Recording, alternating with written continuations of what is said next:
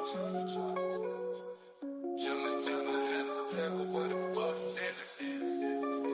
at the head of the table where the bosses sit, stunning everything in sight, whether it's in the bloodline or corporate. Walk me out, they made a big smile, or handcuff our officers. Hold on, wait, I think they lost the script. We got some shooters. Pow.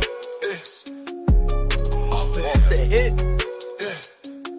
Oh, chilling at the head of the table where the bosses sit, stunning everything in sight, whether it's in the bloodline or corporate. Walk me out, they rain a big smile, or handcuff our officers. Hold on, wait, I think they lost the script. We got some shooters. Pow. It's off the hip. Chilling at the head of the table where the bosses sit, stunning everything in sight, whether it's in the bloodline or corporate. Walk me out, they rain a big smile, or handcuff our officers. 24th, Hold on, wait, I think they lost the script. The night before Saturday night's main event.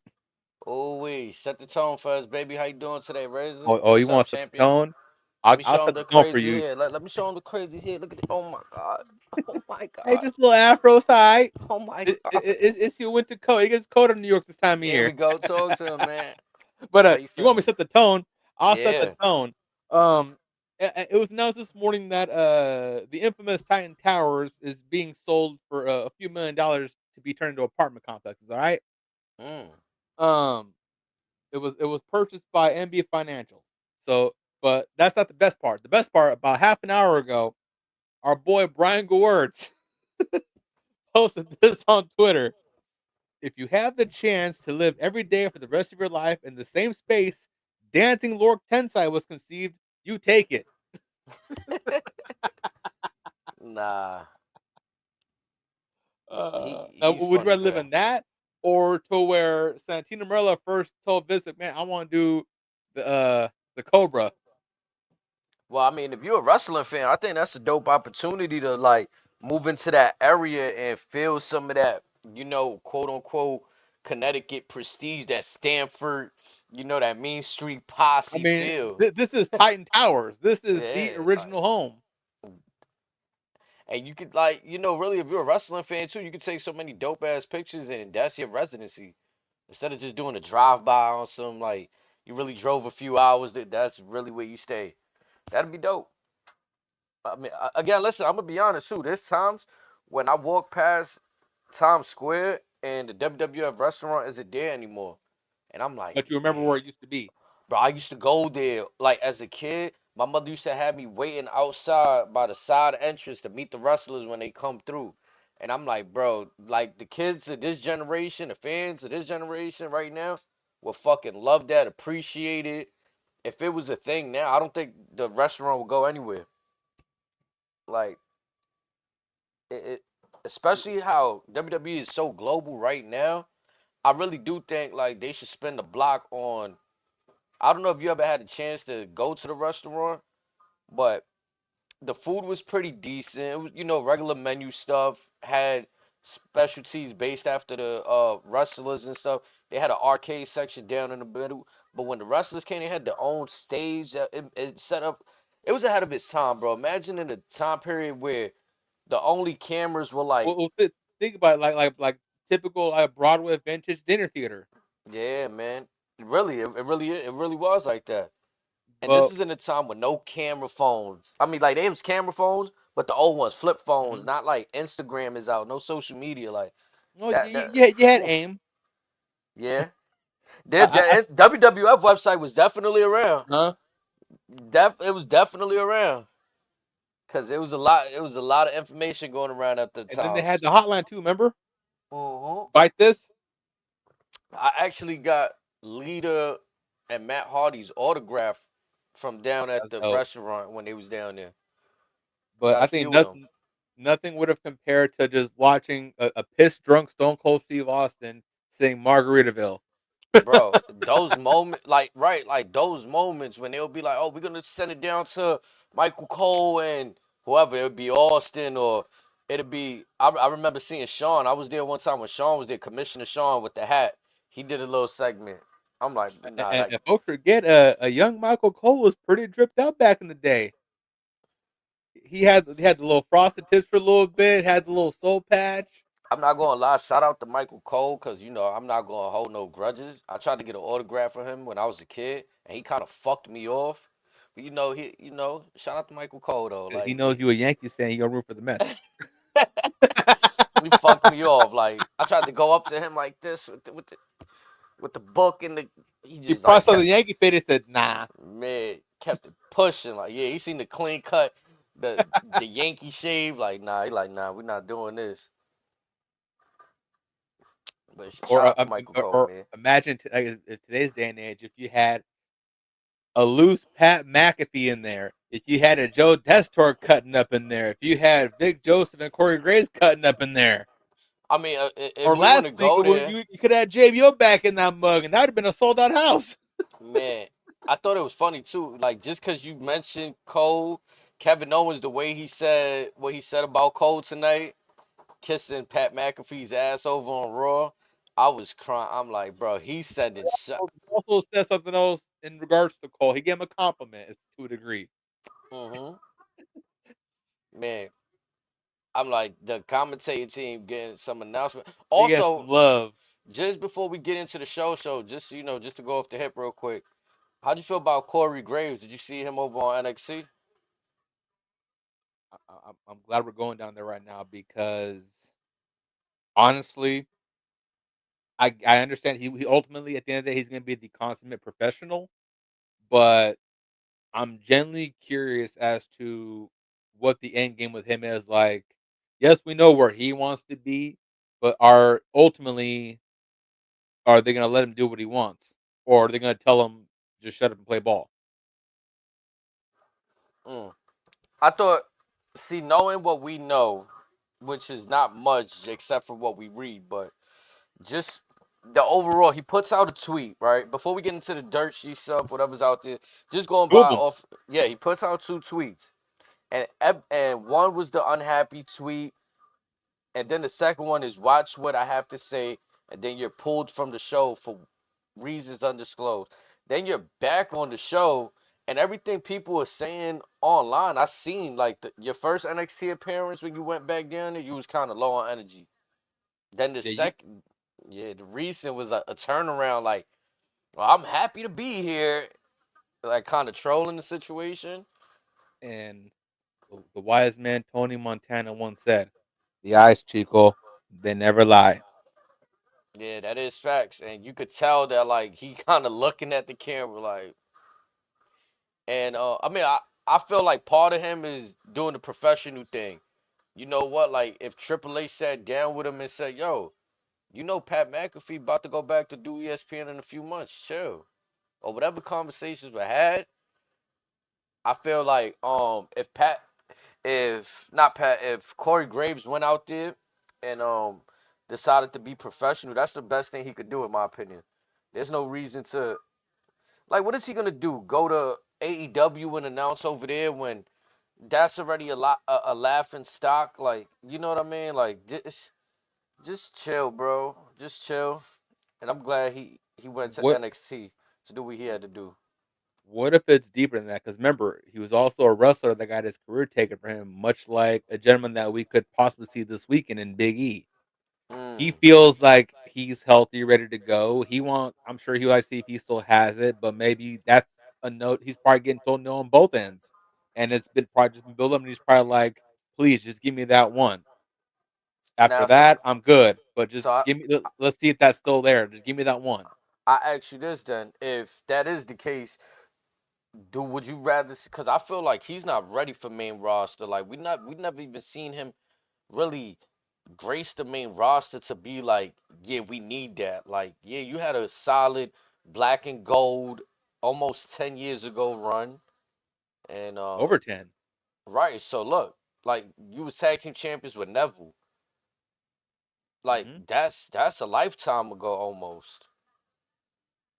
Black and gold brand at that, like, Yeah, this was baby black and gold, yeah, so it's like that's a different developmental than what's being developed now. So it's and like it's a it was a lot of different unanswered. world, a couple of different worlds if you really want to break it down. Yeah. And then okay, we bring him back. realistically, does he want to come back for like an Edge kind of run, like you just mentioned? Like Edge wanted the World Championship, like that's his. He came back to WWE, wanted to win that Rumble, go on to WrestleMania and headline and win the championship and beat Roman Reigns. I think it's just one of those things to where, as far as in ring stuff, maybe on certain occasions, but more importantly, just to get back in, just to so he can tell himself, if I wanted to, it's there, but I'm good over here. Yeah. Instead of Now, just letting it build up to where he feels like he could, but no one's gonna at least unlock the door for him. to my point, I feel like if you do that, go to TNA, go to a company that will still work with WWE. Don't like the AEW stuff.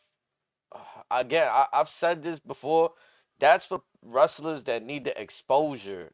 The Look at what just happened. You got the Hurt Syndicate. I love them, but they just took the belt from the private party, and it's like, okay, like I'm saying, for the How private party, not for the Hurt Syndicate, for the private party who just they were supposed to be their time. how many of their current champions are former WWE people? Moxley, Mercedes, the Hurt Syndicate, Jericho. Who else? What other belts they got? I mean, is Athena still the women's Yes, champion? I think so. But in a company where the young are supposed to be prospering by now. Danny Garcia, Orange Cassidy, Jack Perry, uh, 2.0, even though they were WWE guys, but they're also indie guys, whatever. But they should be all prospering. What what See, the one happened? thing I enjoyed about TNA when they had their crop of young fellas with the older WCW, WWE guys that were coming in, they made me know who a James Storm was. I knew who Beer Money was. I knew they were important. I knew who AJ Styles was. You know what I'm saying? Christopher Daniels, Kazarian. I knew who those guys. They made them important on the screen. Abyss. Jay Lethal. You know what I'm saying? All people that for the first time I seen them on TNA. I didn't see them come. I mean, yeah, sure, AJ Styles did the WCW thing. I didn't see him there though. He At was first, there. Christopher Daniels was there, yeah, but they like, were still in the dojo stuff. They were on yeah, Thunder when Thunder went out of business. you feel me? So to me, it's like, yeah, you could say that, but like, who was watching that shit? Like, very few. About as many people that are watching Dynamite today. Oh, Right. So, speaking of Daniels, did you know Wednesday was his retirement match? yep, I didn't know. I I've didn't think they were seen, going through with yeah, that. I seen, yeah, I mean, but I'm not surprised because he's already been playing the back with them, the backstage, the producer role. So it's just again, not everybody gets the fairy tale ending, but SCU had legs on them. I don't know what happened to that. I would have loved to see Kazarian and Daniels versus the Machine Guns in WWE ring, because I watched them for the last 20 years, tear it up in TNA, in Ring of Honor, in Japan, in England. Just one time, I would have loved to see that. And I'm not Tony, you gonna lie, took that from me. Christopher Daniels is a little ahead of his time too, in my opinion. Where like in this day and age, you see how Kazarian can still go. Like Mhm. Christopher Daniels' body is the wear Well, and I tear. mean, The yeah, mileage is there. the miles is there, but again, also again, the injuries are there as well. Hmm. And a lot of people theorize that when he had that retina situation where his eye was mostly black for a while, Oof, that was that tough. yeah, I think that was probably where he's like, maybe I'm getting a little long in the tooth for this. Yeah, he was on his cyborg stuff for real. I remember that. That shit was crazy. But oh, what could have been. Yeah, it's just You, you, unfortunate. you talk about folks who would have made it in that cruiserweight division. That'd have been the king right there. Yeah, I don't think Corey Bell to bell, Graves. he's got it. Microphone, he's got it. Look, even to me, like they take people that were like at a low level in WWE, AEW, and still don't even know what to do with them. Like Hadley Stokeway. Like I feel like the stuff he was doing with Undisputed, I mean not with Undisputed, with the Diamond Mine, with Roderick Strong, I was enjoying some of that stuff. Why He go why does Ricochet get mic time but he doesn't? Riddle me that, Batman. Why? And then you just throw Hatley on the on commentator, which is cool too. But it's like have it have purpose. It's like just throw them out there with no direction, not really furthering the stories. Like you know what I'm saying? So it's. I mean, again, I wouldn't want to see Corey Graves in that environment because he could further a bunch of stories in WWE, whether it's NXT, the main roster. How him and Pat McAfee could even do something. Like I think that's Well, what we all leaning and trying to see if happens. But you see, honestly, do we want to see a match? Like I think the program leading up to it would be good, but it should maybe be a tag team match instead of a one-on-one match. No? I can tell you who wants to see that right now. Oh, Conrad Thompson. He pitched at the Rumble. You could see something on the lines of McAfee just doing something similar to what he did with Braun and then back in the day. But then you see Graves kind of tee off on him or something like that, and then we get just a little happy, just funny haha match at Mania, just for shits and giggles. and I think they showed one time it was very small, but it was a time prior where they were both on commentary and they showed like a little tension where like Pat was trying to be nice and Corey Graves was kind of like brushing him off, like so they can always go back to that little stuff right there. The thing is though, I'm gonna be honest, again, the unanswered questions about Graves in ring at this point, Right. and then Pat McAfee, we know what we're getting with him in the ring. So is that the best dance partner for Corey Graves upon return? Would you prefer Michael Cole back in the singlet? No, Michael got abs now. Keep that in mind. That beer guts ain't there anymore. What if He little yoked like Stephen A. Smith now. Wade Barrett and Corey Graves versus Cole and Pat? Or is that too I would not be mad at that. or is that Or too or or or, one-sided? or let me do you one better. Let's turn back the wheels of time for the one time. Michael Cole and John Bradshaw Layfield. Can you imagine JBL and Wade Barrett swapping clotheslines for a good couple minutes? I like how Cole said the other day the coal mine. He reminded us about the coal mine show. There might be something there too. And Do remember you that Wade's good on the mic. JBL is one of the few untouchables on the microphone. Last question before we move on from this subject. Do you feel like Corey Graves' presence is missed on the Monday Night Raw? Like, can Monday Night Raw on Netflix benefit from him? Can SmackDown on USA benefit from his services? I think he's one of those guys, much like I think any of the commentary guys. You can mix and match him anywhere, and it's going to work just fine. Because each, whether it's Michael Cole, Corey Graves, Pat McAfee, Wade Barrett, Joe Testor, hell, even Vic Joseph and Booker T down in NXT, if you were to mix match any of them in any way, shape, or form, it's going to work. Now, You know what? I'd be curious to see how McAfee and Vic Joseph get along. But aside from that, I'm very comfortable with any iteration of anybody. Mm. Do you feel like there's a definitive person behind Michael Cole? Like back in the day, you seen how the pecking order was kind of Jim Ross, Jerry the King, and Michael Cole. Cole is that guy now. He is what JR was back in the day. Because I'm not gonna lie, I feel like Wade Barrett. I enjoy him as a commentator. Like I wouldn't remove him. Or honestly, you still got you can keep Corey Graves and Jesse Ventura as a pair together. Okay, so let's go down And that route real and and, quick. and, and hear me out. Aside from Saturday Man event, which we got tomorrow, what if say you keep Graves and uh Jesse as the PLE team, and for the big four you have them plus Cole. I'm glad you mentioned Jesse, all of that, and that sounds great. I wanted to get into the news that Hogan was pulled from Saturday Night Main Event, so he was actually gonna show. He was scheduled to be there. I guess so. I mean, Did you that see news to those me. reports? Yeah, Yeah, that I that's mean, yeah, he crazy. did the promo, but I thought he was just doing the ad reads, nothing more than that. I was surprised, like, wait, y'all had plans of him showing up? You guys had plans of having him and Jesse not only in the same city, but in the same fucking building.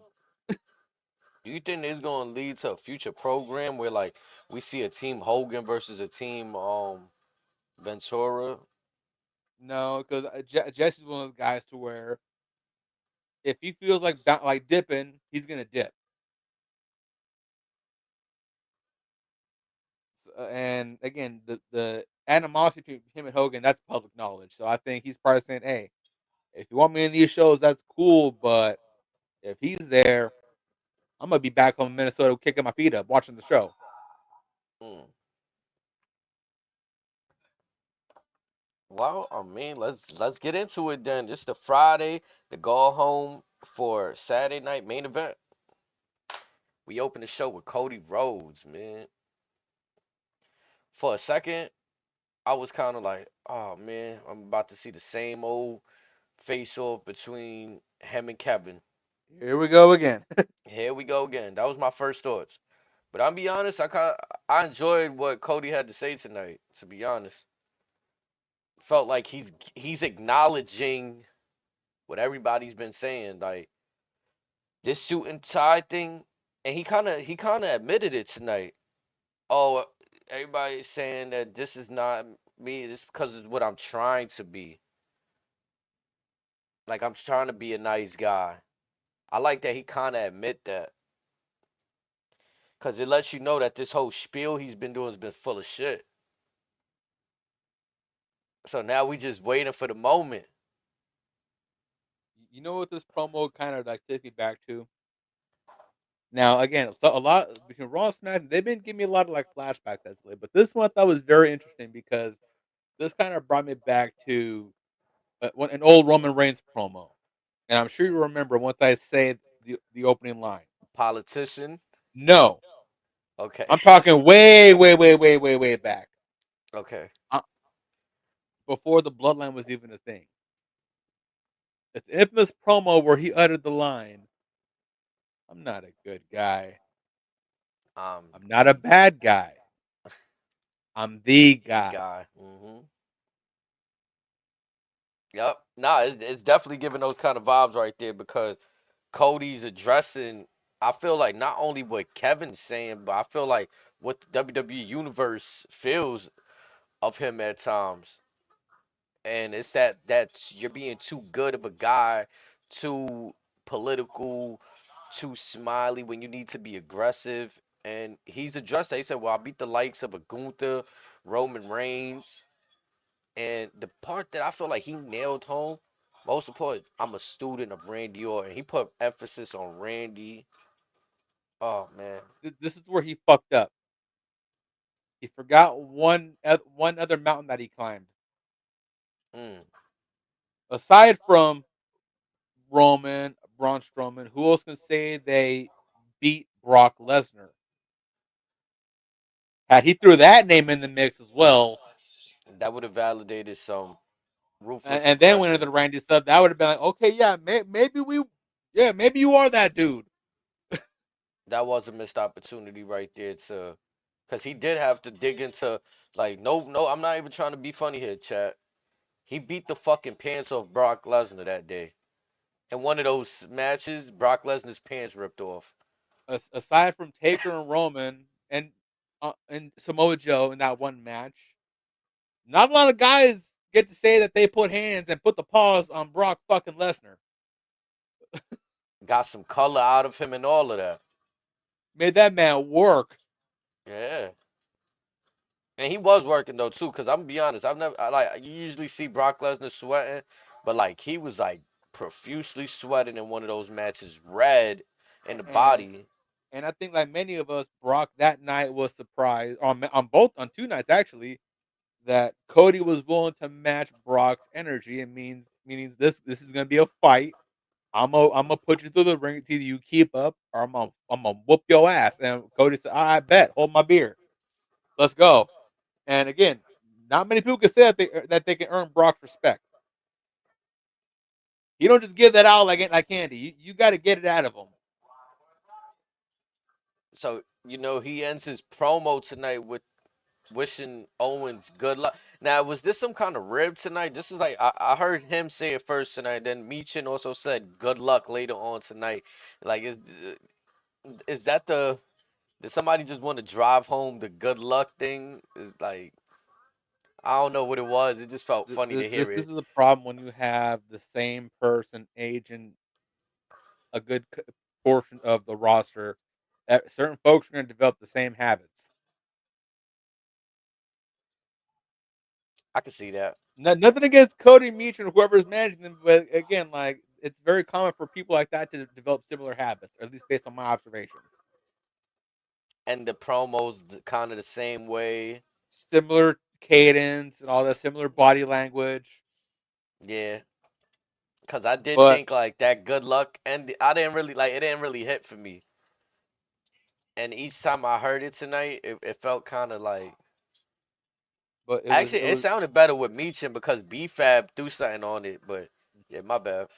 no, but you're good. But in this instance, this promo gave me a little bit of hope that Cody dyeing his hair black may not be far along, and maybe before we get to Roman, which I'm all for because again, yes, when Randy comes back, he's gonna be very pissed off. But if we get a heel Randy Orton and a heel Cody Rhodes, that matchup might be something different. I'm just putting it out there because Cody, I was already gonna hit him with we ain't kids no more type of mentality. But if he has some soft and some sass, some nasties behind him, that might be something special. Yeah, I agree. And I think this is one of my more favorite Cody promos this year. It's been his Or first decent one in a long time. yeah, because the year just started, so I can't say this year, Honestly, but maybe this might sometime. be his best one since the initial All Out where he told Dustin Rhodes, "I need my brother." That promo where he's in a pool of his own blood. Yeah, no, and again, I feel like to some that's maybe not really analyzing what he's saying or his body language, you might feel like he's not saying nothing at all, but he's saying a lot with saying very little, if that makes sense. And that's what I And took out of it at least. and with him, that don't always hit, but in moments like this when it does, you got to keep an eye on this now. Yeah, because something felt very significant, like you said, before getting to the Roman stuff, like, okay, we may see something else that gets A this. very noticeable and much needed Easter egg has just been planted. Let's see when this hatches because it looks like it might be sooner than we expected. And like I said before, if you haven't seen that style of Cody Rhodes, you guys are in for a treat. And I mean, again, like before they got to AEW, before AEW was incepted, I remember Cody being like a troll with the Bullet Club. Like he was on troll time, and that's him with Even even before wearing the that, suit. Yeah, the like list. the list was crazy. He was out there going to each independent saying, "I'm better than y'all." In essence, without saying it, with the way he dressed, his I'm cadence, his as aura, good as your favorite wrestler, and I'm just as good as them. I dress better than them. My last name says it all. You all love my dad, therefore you better love me. and all of these promotions was quick to put the championship on Cody. And he's like, "Yeah, this is what your champion should look like." And to me, it hit. It was just perfect. So I can't wait till he really get into that bag right there. It'll make for a good story right there. And it's time for a little switch up in the look. Like we've seen Cody with the blonde for some He's years been now. back for what, 3 years now, 4 years? When did he come back? 3 years ago? At 38, Yeah, 3 years ago. WrestleMania 38. Yep. Yeah, so yeah, it's time to switch it up. And also too, I mean, like I feel like I could be wrong with this take, but for me personally, I feel like the blonde hair when he was in Japan suited him really well too. Like I think like that was more like a Japan thing, and it didn't like really hit in AEW. Like fans just didn't like anything he was doing. He came over here as good, but I think it's okay for him to go back. Like remember too, like you said. that run where he was fighting Kurt Angle and everybody, he had the black hair. He was still doing most of the stuff that he's doing with the black hair before the blonde. So I mean, I'm for it. I'm all the way for it. It's I like think it's a it whole needs to different happen. person. Say that again. Like it's a whole different person. Yeah,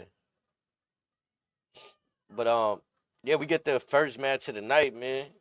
Motor City Machine Guns and Pretty Deadly. Now, you say you were like, were you a fan of this match, or did you just feel like it was alright? This is why I enjoyed this match because Pretty Deadly is getting more activity in the ring. Also, you know something different about that ring? The logo in the middle, We got a logo on the SmackDown mat now. Angry Orchard. I mean, Yeah. I'm not a cider guy, so it's fine. I was I was surprised to see they gave it a little ambiance, a little feel because you see Raw with all the sponsorships, the SmackDown ring felt a little naked. Like, okay, you just got the blue mat, like no more prom, no more what's here now. Felt a little empty now. Now is NXT gonna get some sponsorships next? That'd be huge for them. I mean, shit, a couple of times. I mean, they're averaging pretty decent numbers, and they're steadily going better.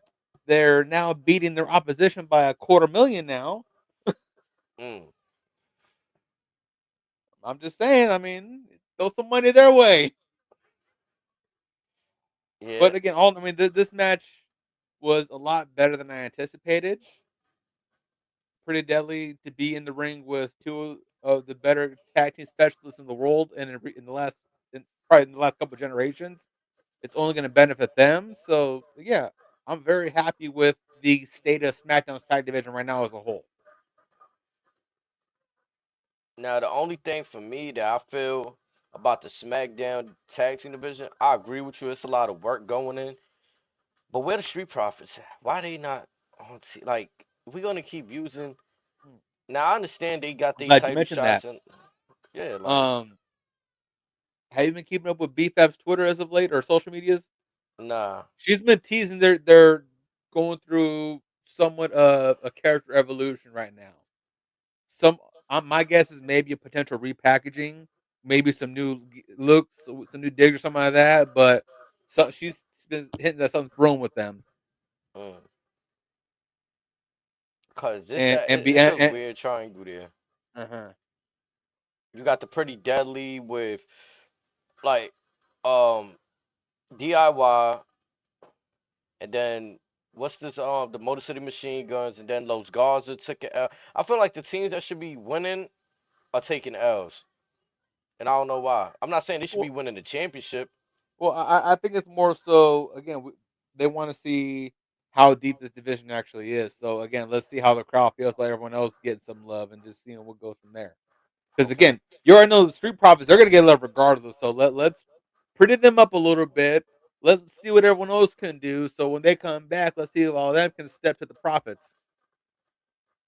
That's what I'm hoping. But yeah, And then now we got the Wyatt Six on SmackDown too, which that was announced on Raw.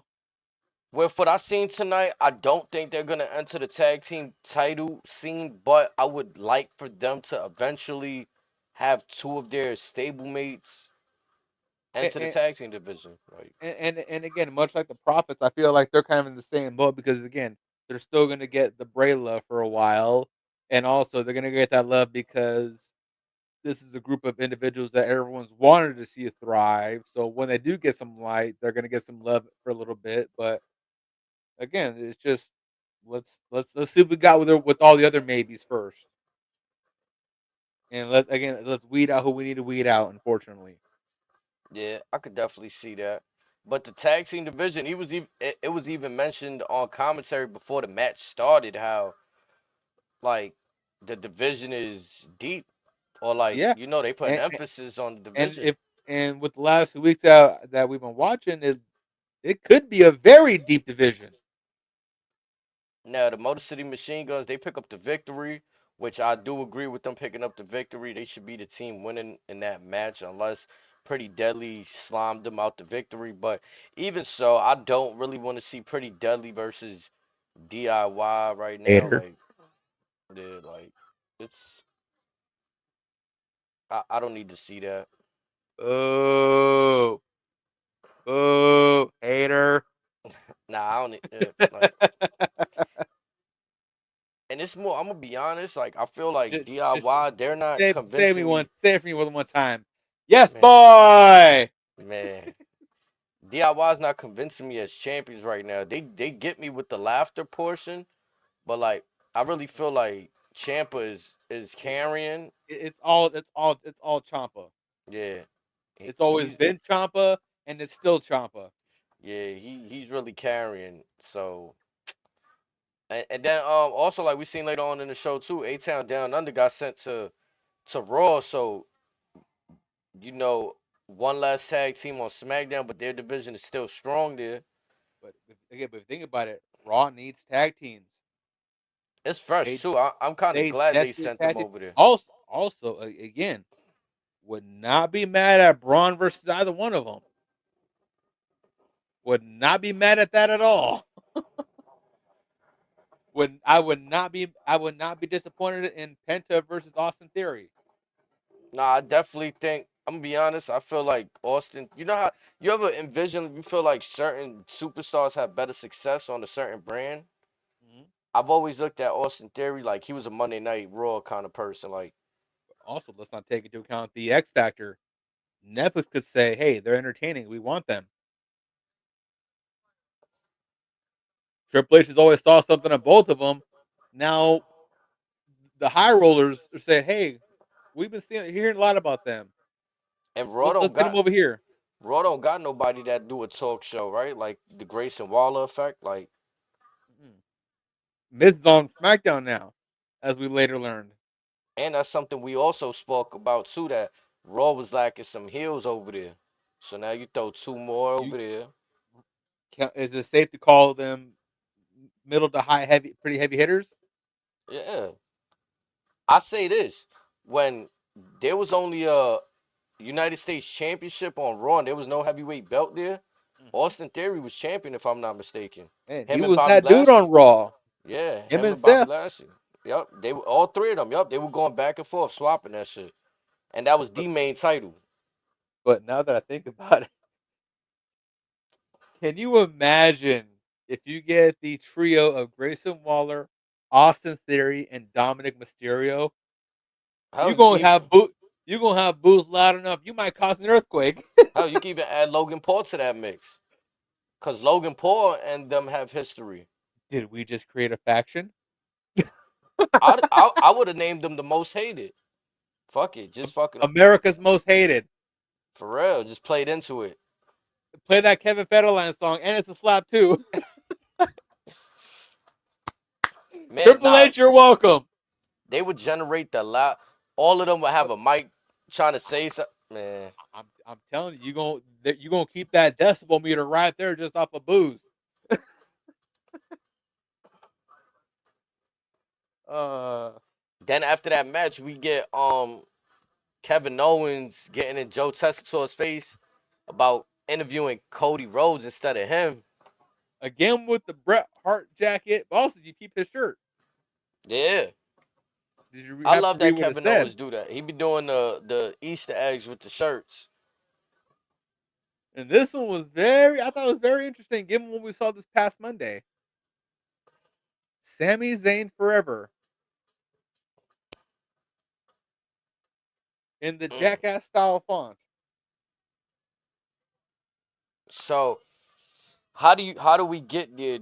Do you feel like I know we spoke about this a little bit on Monday. Do you feel like Sammy's gonna interfere directly into Cody and um Kevin Owens match, or do you think it's more a situation like they might help each other in the Rumble?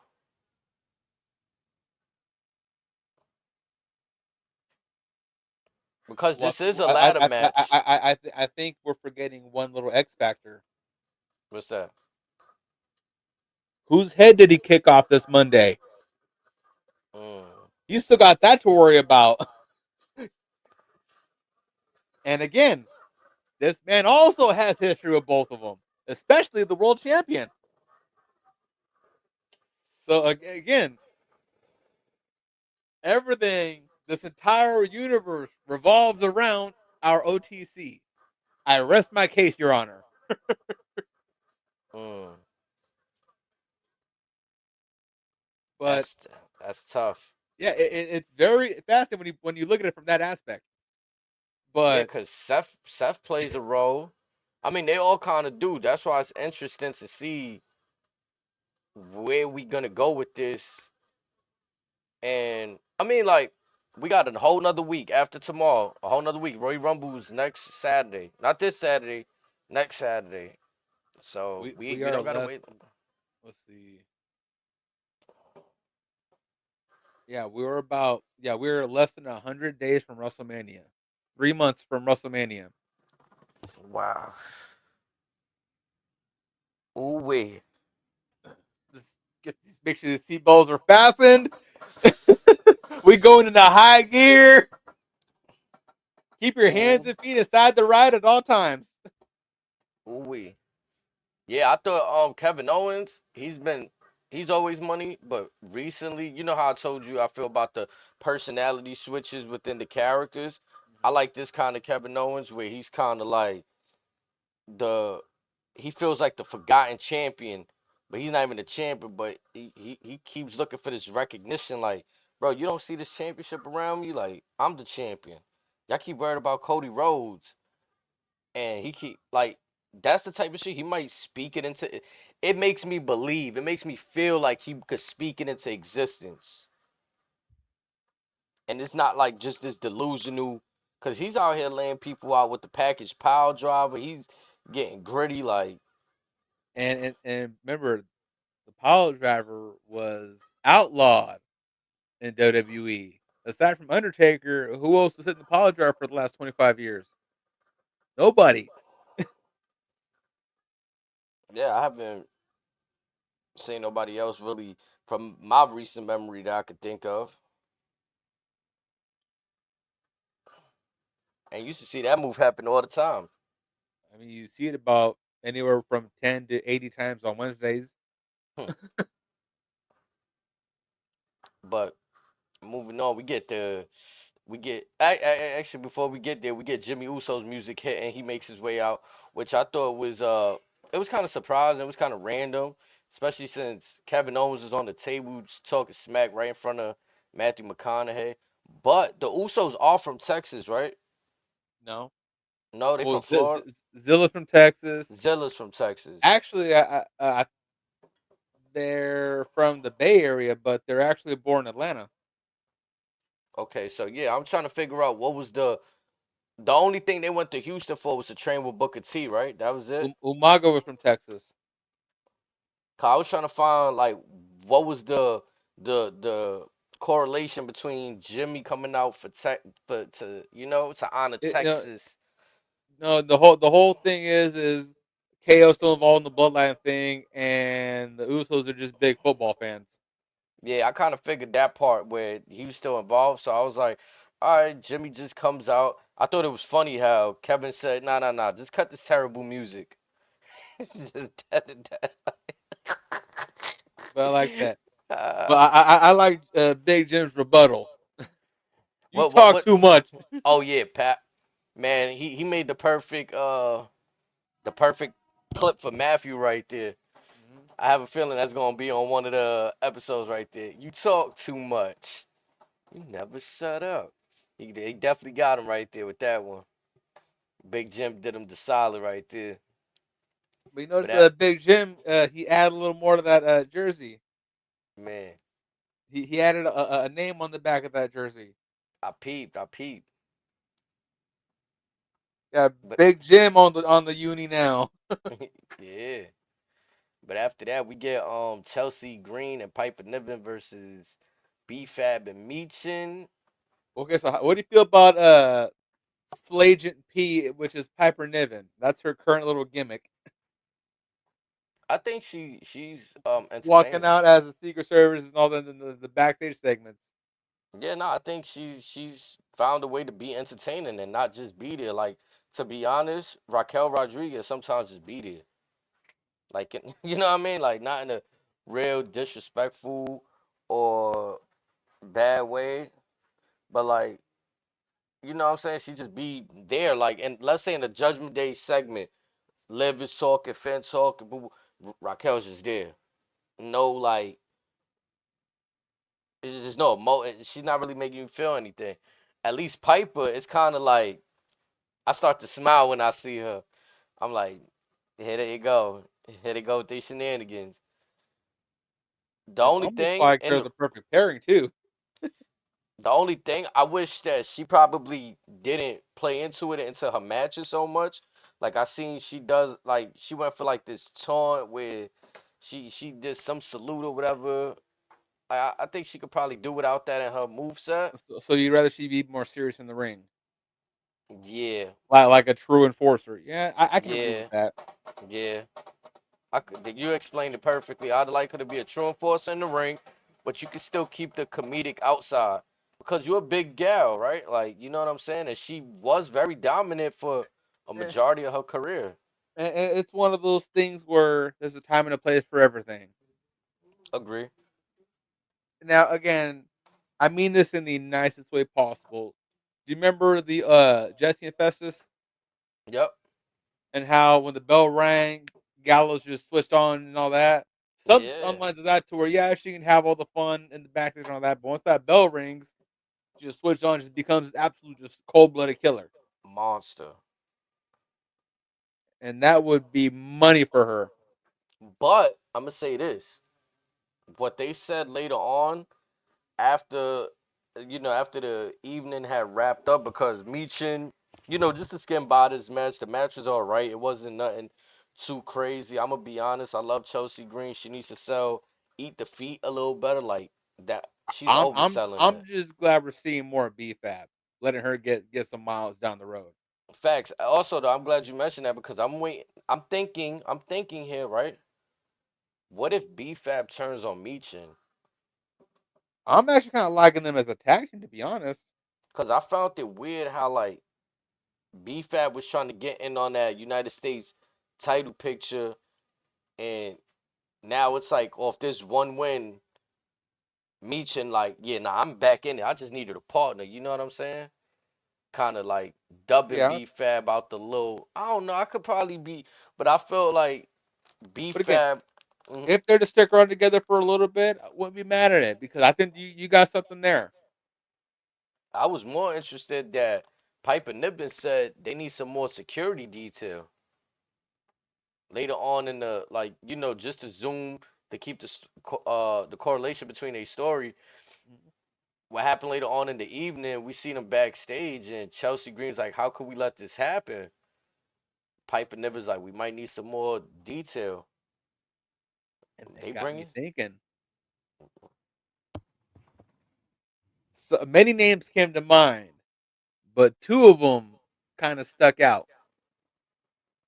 who that? Alba Fire and Isla Dawn. Mm, You get Fire and Ice with them. Who touched Chelsea after that? mm. So I'm trying to think who could like. All right, I don't know exactly. I don't have a person in mind, but I feel like it may be a person that we might not even have seen on the main roster. Like they might try to pull someone from NXT on the humble. Who that is, I don't know. Can they pull Azaria up? Too soon. It's too soon for a lot. The only one that would make sense would maybe be a Jada Parker, Who? Cause, but given the drama that unfortunately that it endured recently, I don't know if you want to do that right now. Unfortunately, cause if they want security detail, immediately when she said that, I'm thinking they're gonna bring a girl that's bigger than Piper. or again, you I'd just be sometimes surprised if they. you bring in some quick hitters. Piper can do the heavy lifting, but just to take them out for good, pick the scraps, you get Isla Dawn and Alba Fire, Mm, former tag team champions, their own right. Mm. The hired guns. That might be something right there. That's something to watch out for Or right there. or you just go completely left field and go hit up Mandy Rose. Mm.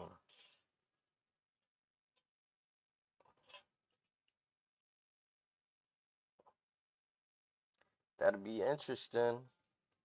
Did AEW release Britt Baker? No, she still got time on her contract left. Mm. But if it were to be someone, I don't think she would be a lackey off the bat. I mean, you'd have her straight to NXT for at least 3 to 6 months.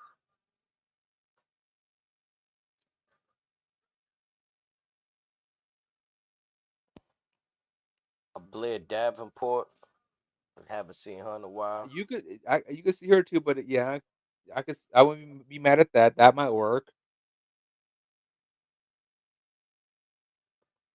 Cause Let's then off the see. bat, I could see her ditching them and trying to challenge Chelsea Green for the championship.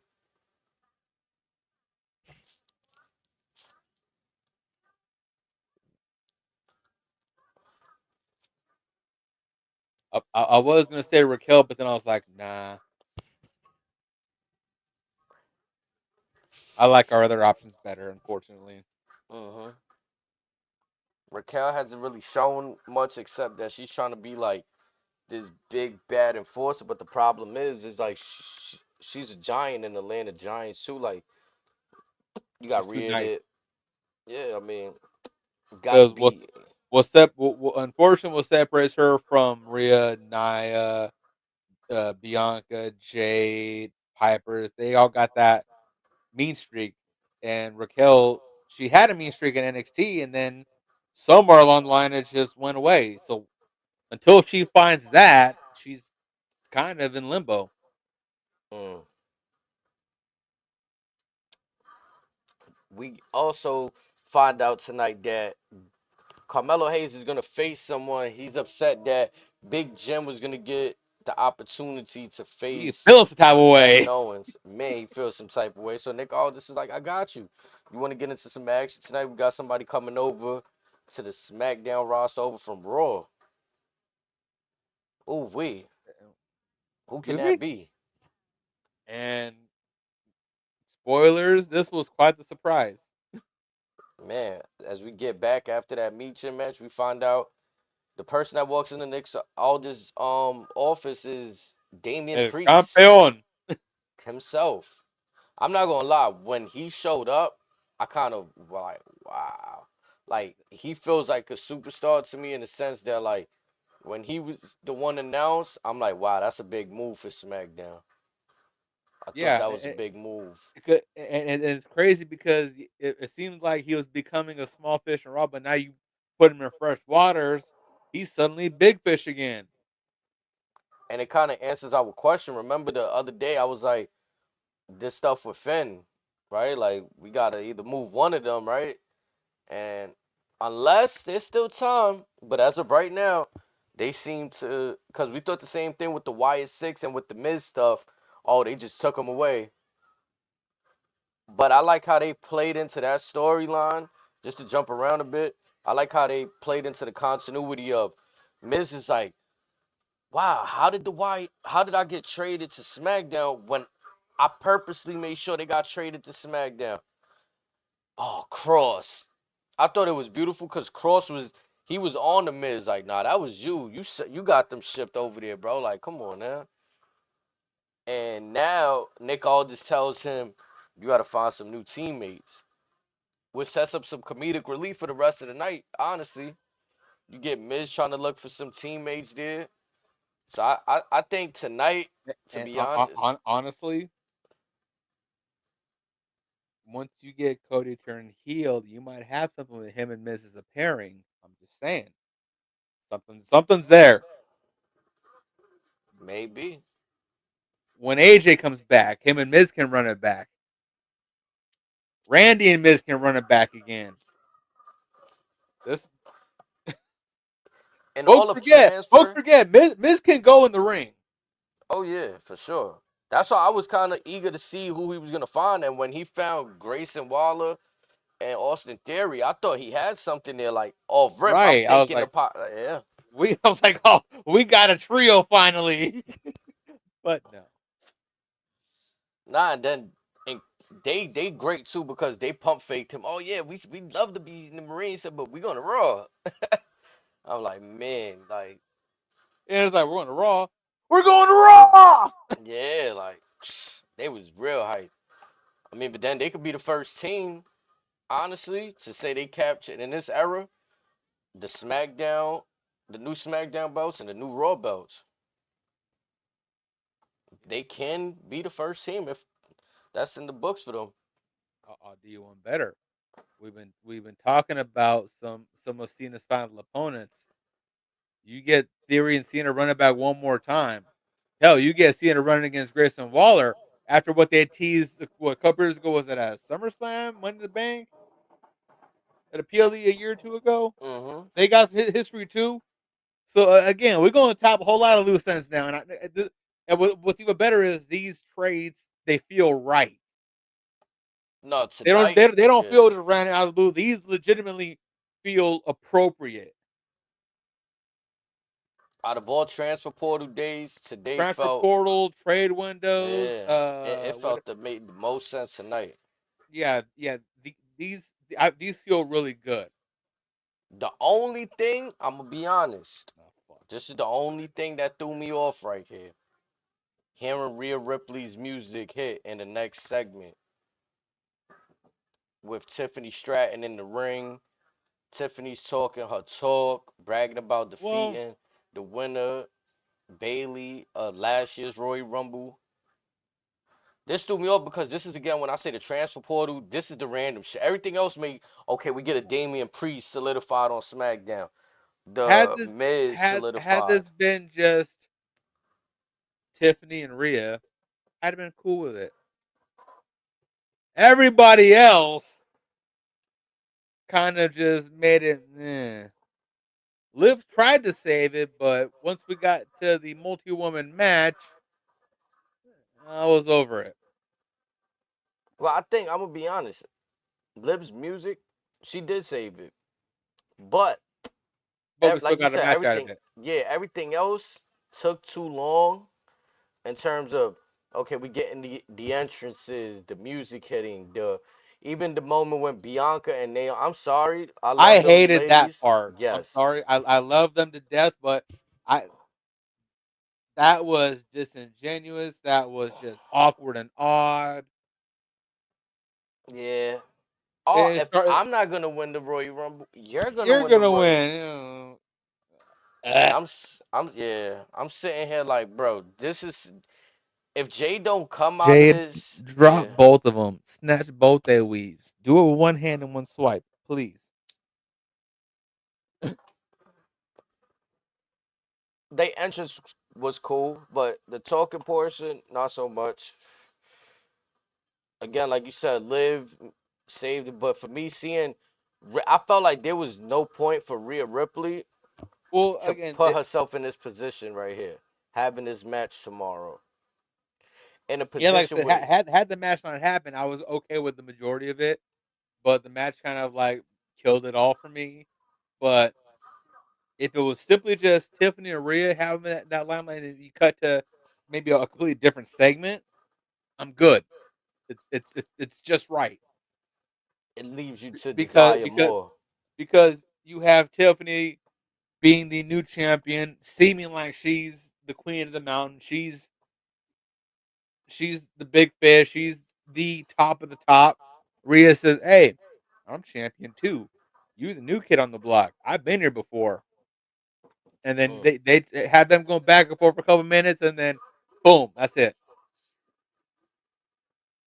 But Just now, let like you them said, go. we get this match, Yeah, and and also a lot of this,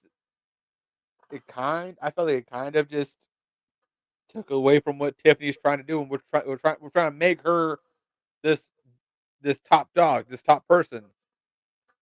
We're trying to make her SmackDown's HBIC. she's not even in this match, Yeah, like which I she didn't even notice to be honest. Like neither after did this, I. wow. Yeah. Like Like I like I'm said, we're looking at the on highlight her of it own now. fucking show. Yeah. At And least you let's could have had her remind on commentary. this isn't a match to like even fight towards her either. This is just Just because because yeah. this they made Rhea Ripley the piss break match. They made Nia Jax a piss break match. This is supposed to be potentially tomorrow's main event or co-main event, and you made it the fucking piss break. Mm. Do we even know if this is for the title tomorrow or not? And was it just me? Did you hear that pop that Rhea Ripley got though? For her music Right. pin? And again, like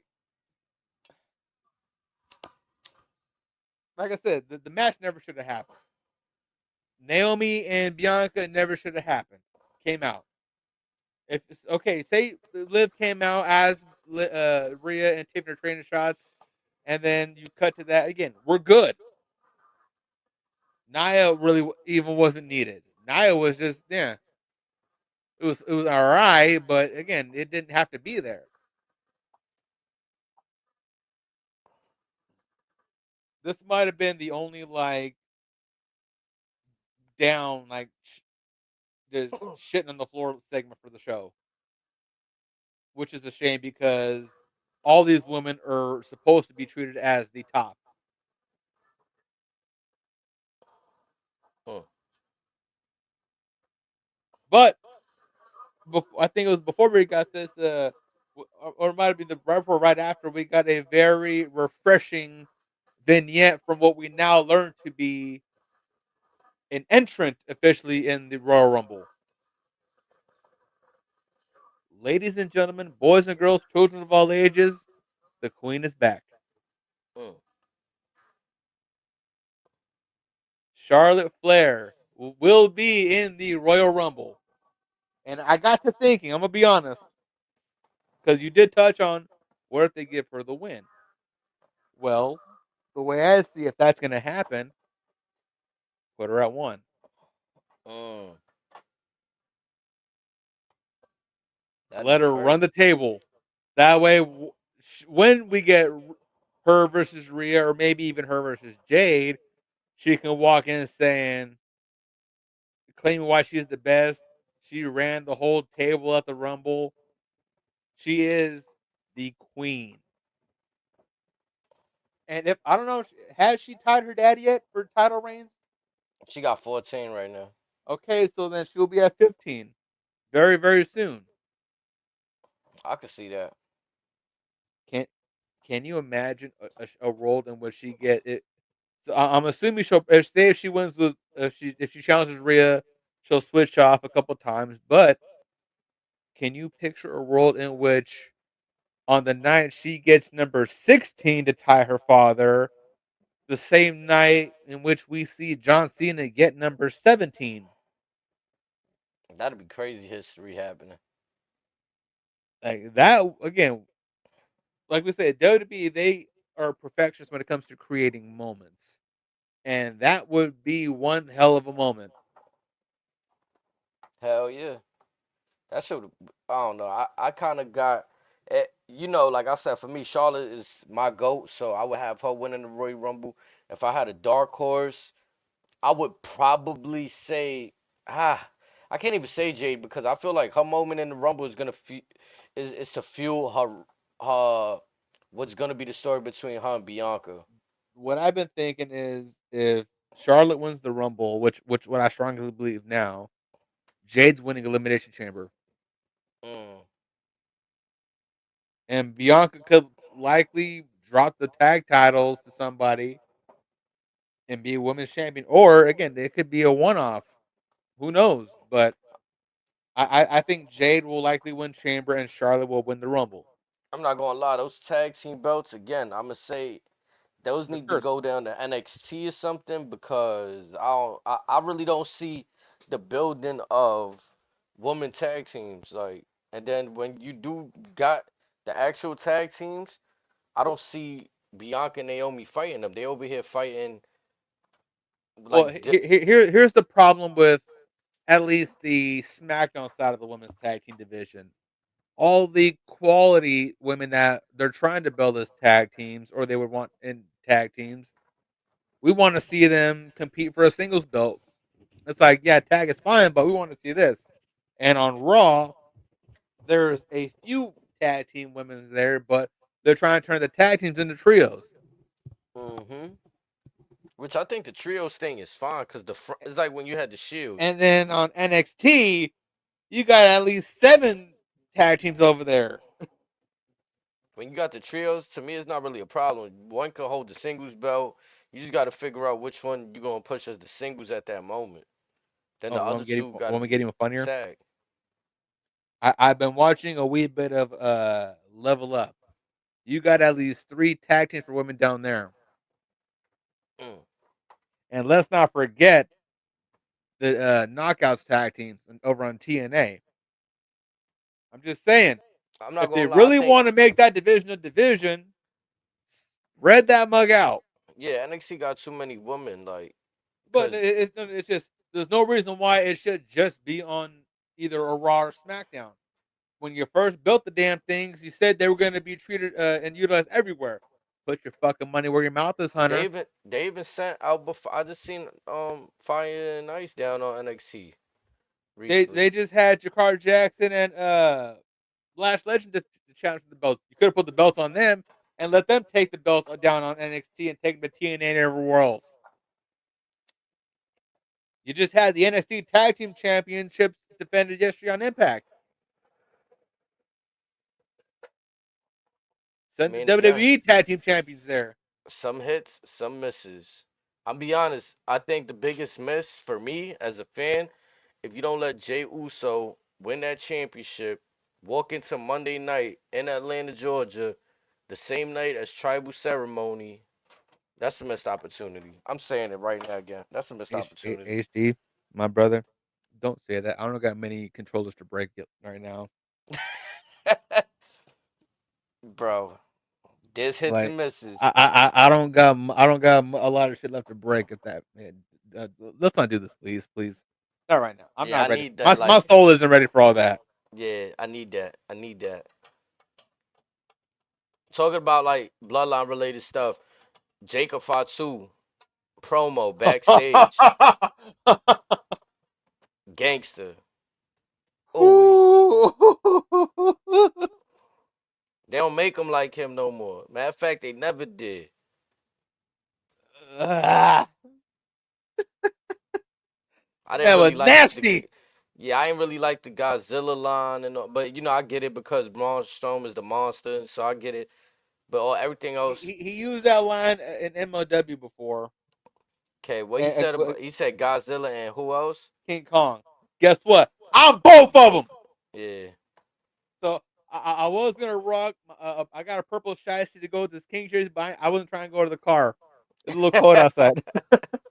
Oh, I was gonna match it in honor of the tribal werewolf, which is also why tonight's backdrop Bullet Club Mm. Firing Squad, because in this matchup coming we had LA Knight versus the bad boy, the leader, the rogue soldier of the firing squad, Tama Tonga, Mister. Yeah, yeah, yeah, yeah, yeah, yeah, yeah, What yeah, yeah. everybody's saying. Yeah, yeah, yeah, yeah, yeah. That shit boosted my. I like, nah, he need to take that from LA Knight. He need to But take that. but but back to Jacob's promo. I mean, all 3 of them killed it tonight with the mic work and all that, Yeah, yeah. and just these segments. But Jacob's promo again. We've been saying for months. This man quickly became one of the few untouchables on the mic. I mean, I knew he's not on MLW and where I see him on the Indies, but WWE Universe, you are now be able to see the international treat that is the werewolf. This man can be touched. He walks the walk, talks the talk, and he swears to God can't no one step to him. Certified. Valid. But tonight he was letting the world know that his Tokua, his brother, his Tongan brother, the bad boy Tama Tonga, the MFT, the right hand man, was stepping up to the plate to go handle some business. Mm. Mr. Guerrilla Warfare was on some shit.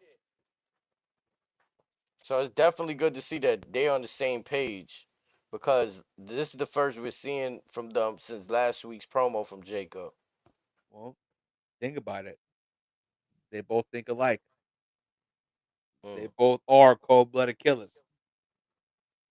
At the end of the day, they bout it. Bout it. I'm not gonna lie, Tama Tonga, he's um he's fire in the ring because I feel like when he first pulled up on WWE, he was still getting adjusted to their style. Like I see him still trying to bring that rough. He's trying. He's trying to show everyone the best at what he truly is within the WWE confines. And Triple H probably tell him, "Hey, don't trip about that. Just be you." And And his yeah. he's slowly showing the role and reminding us that have seen him over the years who this motherfucker really is, and Even his he new is him. finisher. Even his Oh new no, finisher. that's been something he been using since Mexico. That is Delano. That shit is fire. I don't know what he was doing before that recently, Oh, but it's always been that DDT, but he's got more snap on it now. I feel like he was doing a different finisher when he first came to WWE. I Nah, could it's be been wrong that. though. Again, that is vintage bad boy Delano. Yeah, that shit. I was like, okay, the way he jumping up now and doing it, I told you that he shit, got them yeah. hops. Mm-hmm. But again, like that's been something he's been doing since Mexico.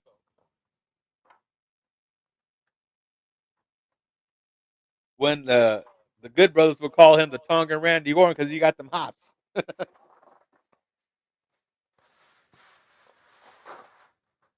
But again, I bet that match was okay. I was more impressed with the before and after, and LA Knight's rebuttal to both of them. What? I need to know what you thought of that. LA Knight, man, he was just on fire tonight. I'm not gonna He lie. was on bullshit. Yeah, yeah. I mean, this is the LA Knight though that needs to like, all right, if you still a face, then still have that flair, that aggression. You know what I'm saying? I think we're getting your wish. We saw a little bit of Eli Drake tonight. Man, for real, like he was on their neck, and then as soon as the match started, just get to it. So I really enjoyed LA Knight's. I like how also he did that before the match. Like, wait, hold on, y'all thought I wasn't gonna talk? Like, nah, I'm gonna say my piece. Like, You gonna hear what I gotta say, yeah, and that's how it very much felt. Like, nah, I'm gonna get my piece off. but when he started with that, a part of me thought that Braun was gonna come out sooner. So that I got a little worried when he got started with on the mic, and then he kind of went. And I was like, okay, maybe he's not coming out, or at least not right now, because I Mm, thought that I kind of thought they were gonna jump into an impromptu tag match because Jacob was still in the ring with Tama. So, but again, I was glad to be wrong tonight. man, I'm trying to hold on, trying to just find something real quick. But again, the match was fun. I mean, Tomaton got hit with the BFT, which was what it was. I mean, it seems like we're setting up for a tag match inevitably, but it wasn't right now. Honestly, the way Eli was, or excuse me, LA now was talking to the mic tonight, I wanted to see that for a few more weeks before we jump to this tag match. And let Jacob talk on them, let Tama talk on them a little bit. Let's see that for a couple weeks before we bring in Mr. Braun Strowman. What You does he could find? you could see the screen right Yep. there. Hmm. So look, this is the shit that he was doing before that I didn't really feel like was clean enough. He was doing that, which is The flatliner. yeah, which is not bad, but that's how he was finishing some of his matches right there. And I like that one that you said. What was the name of that move? That The DD. DDT, the snap DDT Yeah, is Delano. yeah, that one. How he's finishing matches with that now? Oh man, Just bro, wait till you see this man's gun stun. man. Again, adding to the bag, continue to. in your short WWE career, evolve, go to different bags, not being afraid to switch it up. I'm telling you, this motherfucker move just a little different. Did LA Knight do that fucking springboard from the corner tonight? Because I feel like I didn't see it. I I I, I was in and out of this match 'cause I was cooking dinner. I'm gonna be honest. Okay. Because I feel like that's another thing. That's like one of the moves I you see going, switching things up. LA Knight needs to abandon that jumping up from the. It's not effective, But bro. what I did see him do was he did that where he kind of like launched himself from the top rope into a shoulder block. I'm That's not yeah. a, That's I'm an not a okay move. I'm not a big fan of that one because again, like the way he kind of gets top heavy, he's gonna undershoot that one of these days, either from the knee or from the foot. And Yeah, that give me Cena vibes. Like I've only really seen Cena do that shit. and he did that very often because again, he knew how top heavy he was. Yeah. Again, you could be as agile as you want, but gravity's gravity. Again, too, switching the finisher, the BFT, the blunt force trauma. It sometimes look okay, but the way that people sell it sometimes, it don't. For me, always look great. And like I said, like Amethyst was goody. what's up? But again, but back to that, it's one of those things where maybe he's not as flexible, or the people that's doing it with ain't that flexible. In this case, I think it's more on his side to where again, you so big and thick, you can't get like a proper lock, and so again, you're not as limber, and then it looks awkward, which it does probably 8 times out of 10. Yeah, it do because it kind of like, especially the positioning of where he does it in the ring. He kind of does it from anywhere. I can't even Mhm. complain. I'm screaming. Like, you know what I mean? So I wasn't digging it, but we get Fatu Jacob trying to attack LA Knight.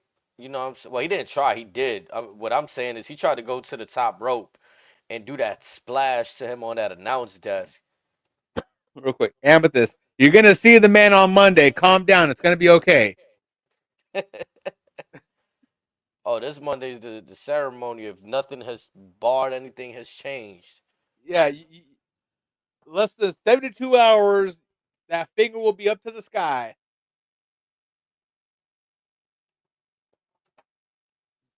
But again, But Jacob, like you said, best moonsault in the business, bar none.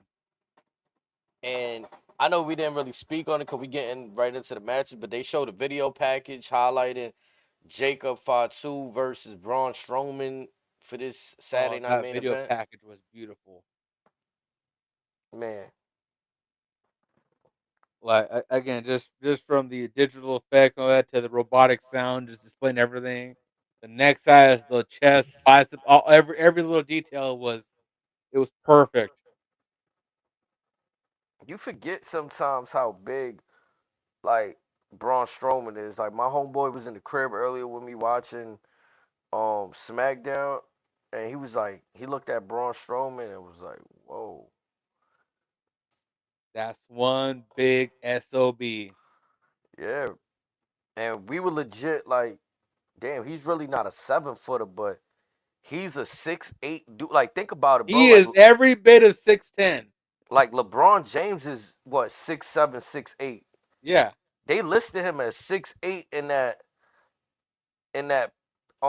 tail of the tape with Jacob Fatu. They listed him as 6'8".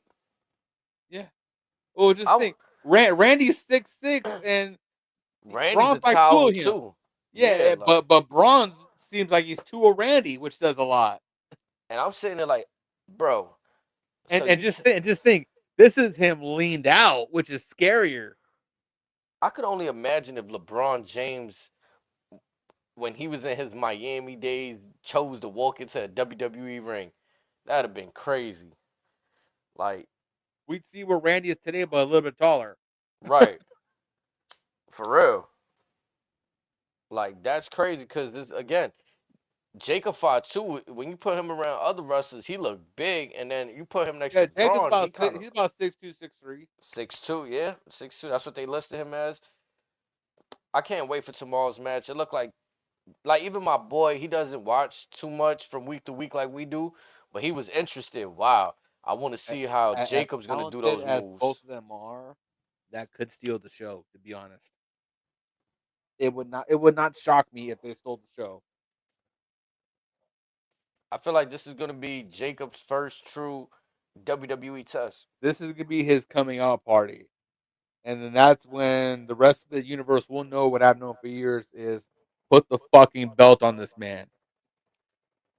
You might as well lock up his Hall of Fame spot already because this man has been him. This man was fucking born him. Mm, man, like again, I can't wait to see what's gonna happen tomorrow. What if do we see a solo appearance tomorrow related to this match? I think we may see Solo on Monday. Okay. If not Monday, then maybe either Chamber or Mania.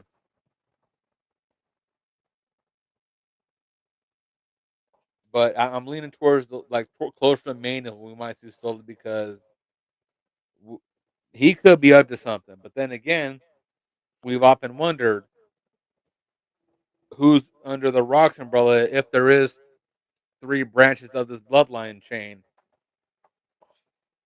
So a lot, and like I said, when Rock pulled up at Bad Blood, Solo's one who told him as part of the plan. Roman beat Solo. We haven't seen Solo since. So again, our theory may be coming to fruition. Amethyst, I'm glad you said that. He could be acknowledged to his tribal chief, and he's acknowledging his high chief Seuli, which is The Rock. Now the question is, which side is Paul Heyman on? Roman's side, Rock's side, or Punk's side? I expect a lot to go down this Monday just off of that segment alone. For the lack of better terms, battle lines will be drawn. Mm.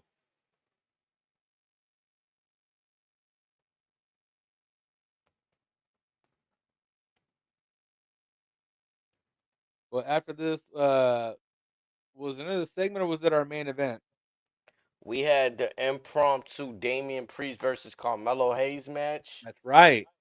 And again, wasn't mad at this because I'm again, not this gonna is lie, bro. Carmelo Hayes is not him on the main roster. I fuck with Carmelo, but you're nothing more than like I can't even say I haven't even seen him win the United States belt to even say you're the mid. Like they got him in a weird spot to me because again, you look at his peers. Ilya, he hasn't won, but he looked like he belonged. so. This is what I kind of feel what might happen with Carmelo. Once we get a quote unquote deadline for this trade deadline, he'll probably lose a match, and at the I'd say towards the end of the show, also say, well, your loss has a bit of a consequence to it because you lost.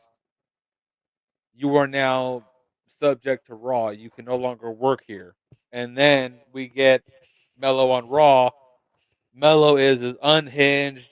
He's just shooting everything that moves in front of him. And then we might get the Mello that we've been longing to see for the last the past year. I think that's what might happen, and that's probably what's necessary for him. Hopefully that happens with him. Yeah, hopefully, because to be honest, I don't know. I feel like they got his character in a position where he just looked like, again, we said it before, the high school kid that can't hoop with the varsity college players. You know what I'm saying? Like it's just The, the, the JV kid that thinks he's worthy of playing on varsity. yeah, like we can't see it because it's all this time Carmelo's there, he's complaining, oh, how'd you give this person this? And then when he's in a match he loses, it's like it just doesn't look right for his character. Now, And I'm not believing in it no more. I really believed in him in NXT. Like that's the thing. That's why I feel this way. Feel like in NXT, I believed in him. Oh wow, when he gets to the main O- roster, he gonna Okay, be killing stuff. so let's go down this road real quick. Now, actually, let me do a little bit of fantasy booking. Okay,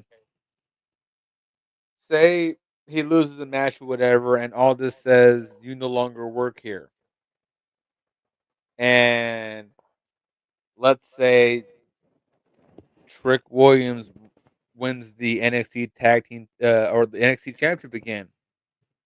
Vintage Triple H moment. Let's go black.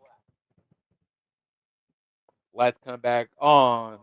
You see Trick laid out, but you see a guy standing at the top ramp holding NXT belt, takes the mask off, and it's Mello.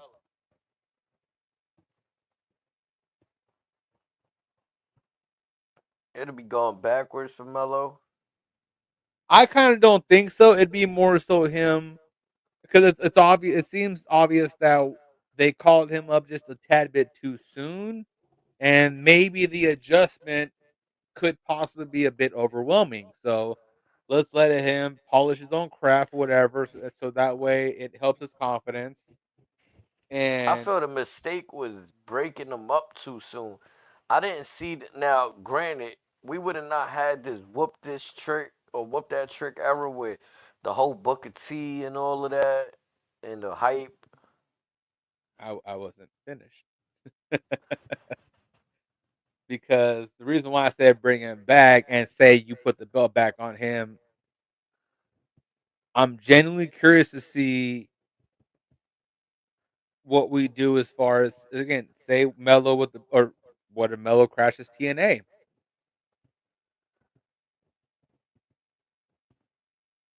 What if Mello out the blue crashes Noah?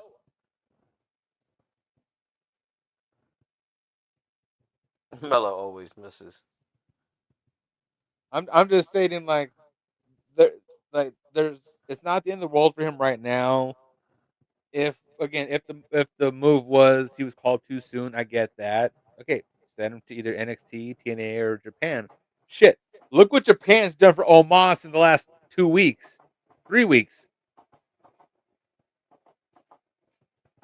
Like again, for those that may not have seen, I highly suggest you go to Wrestle Universe, look under Pro Wrestling Noah, and watch what Omos has been doing. They just uploaded New Year's Day the pay per view on there for free.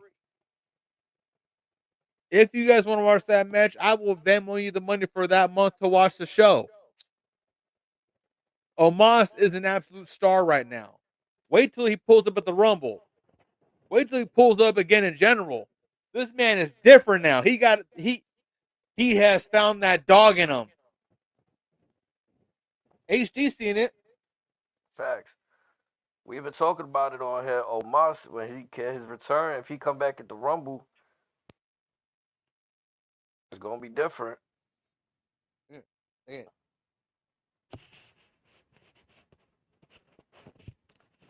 I'm calm But again.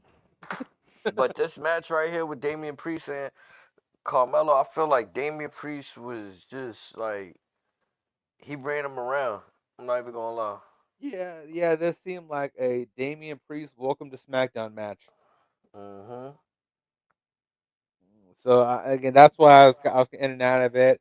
I would have liked to be for this more of a 50-50, but again, we already discussed why it hasn't seemed like it was ever going to be a 50-50. But again, something could change down the road, but we'll see where the cards lie. Damian Priest is the victor by a convincing fashion. We get Very. news that Motor City Machine Guns is going to challenge DIY at the Royal Rumble for the Tag Team Championships in a 2 out of 3 falls match.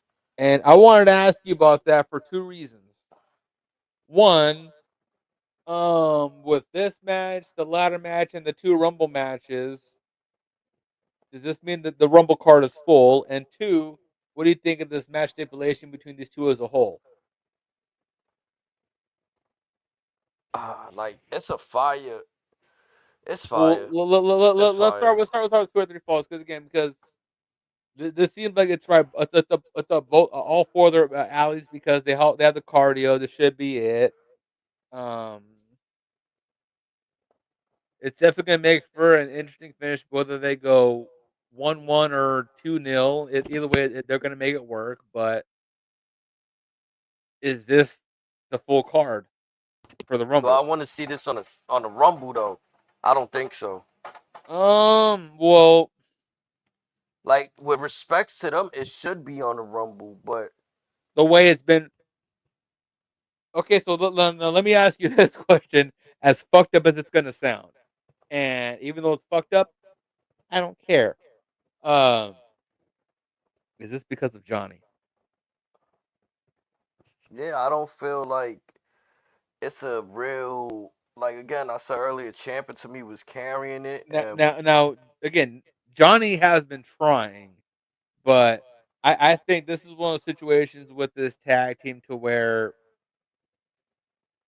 the damage was done years ago, and especially after they split up in NXT and they had their series of matches in NXT before that match that happened during the pandemic. It was clear as day, for lack of a better term, who was Shawn Michaels and who was Marty Jannetty. right. If you know, you know. But again, I think this would again if the women's match is going to be the opening show, this 2 out of 3 falls match will be right before the men's rumble.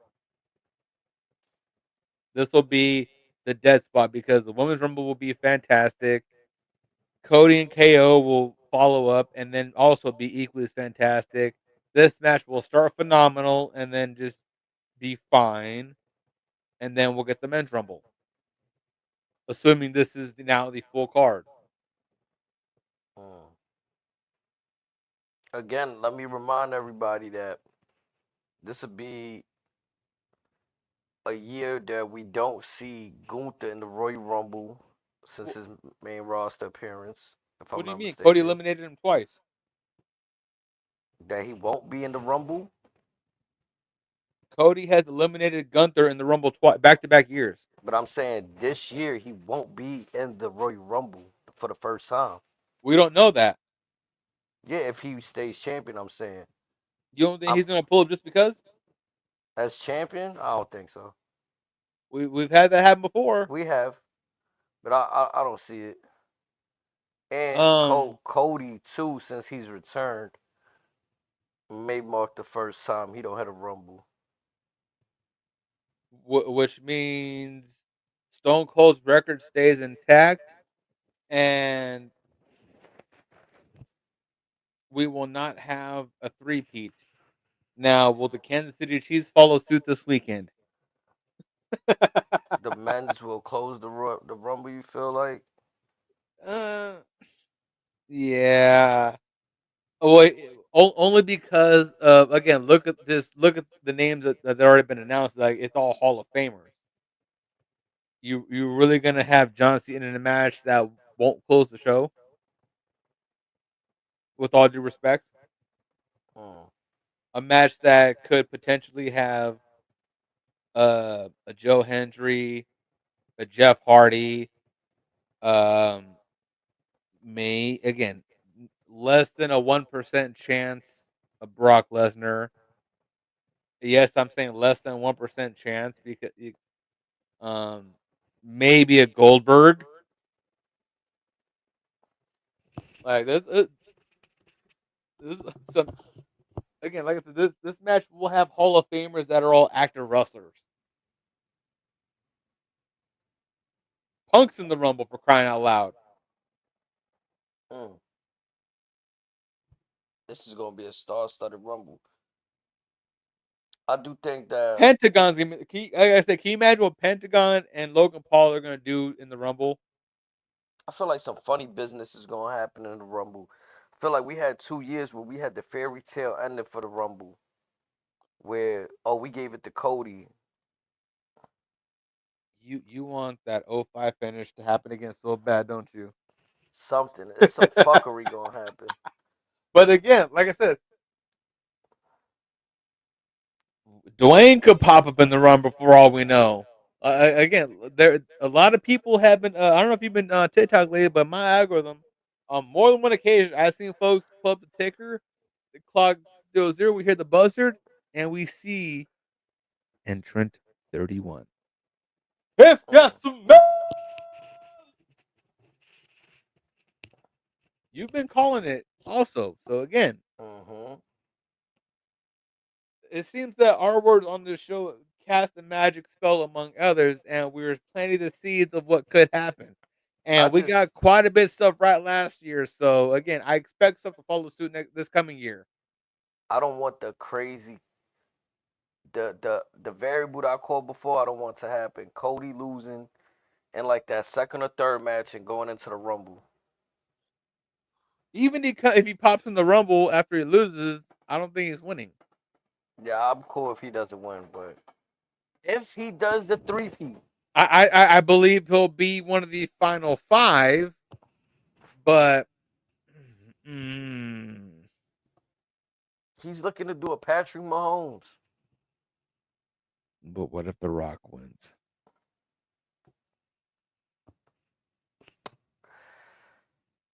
That's what I want. I ain't gonna lie. I want The Rock to shake this shit up. What if Roman wins? It's been too happy. Give the community what they want. Give the fans what they want. It's been too much of that. I want a truck through. I want to see what a truck through look like from the final boss. What if the OTC wins 10 years after he won his last Rumble?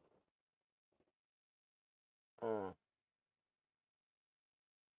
And then we then paint the picture of Roman is now telling Cody again say Cody wins and still enters the Rumble because he's afraid of Roman winning or whatever, and then Roman eliminates Cody, and then Cody watches Roman wins, and then Roman is now telling Cody, "I am on your ass." Mm.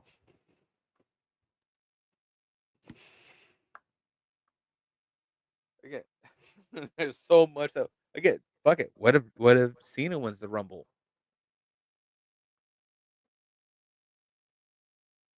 Possibility. What if the final two were Punk and Cena, and Punk gets eliminated by Cena?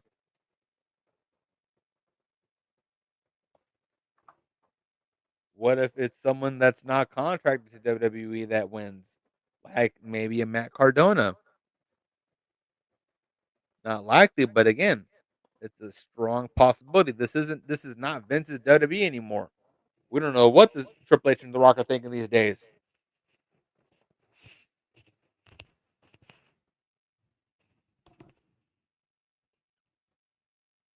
It'd Could be crazy if Seth or Drew just win that shit just cause. if Jey Uso beats Gunther tomorrow, I'm making Gunther a strong contender to win. Mm. Not only that, I would have my money that they would beat that he would beat Kane and Braun's records of at least 12 eliminations in the same match. Oh, no, it was Kane and Brock. I don't know if Braun beat the record or not, but I think Brock had 15 eliminations. I expect Gunther if Gunther loses to Jay, Gunther's getting at least 15 eliminations.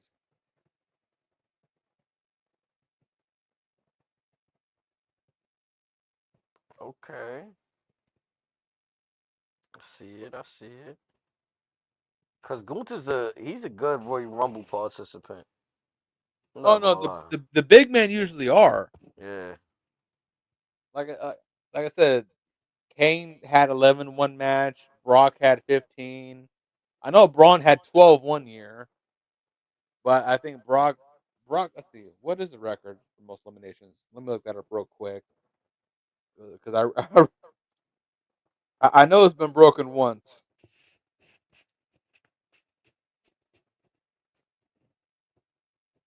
The record is held by let's see.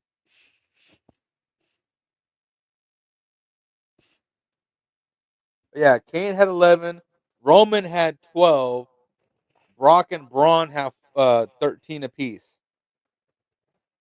Again, if Jey Uso becomes the WWE champion, I'm calling it Gunther's getting 15. Jesus. Have to match. All you gonna hear is Mm,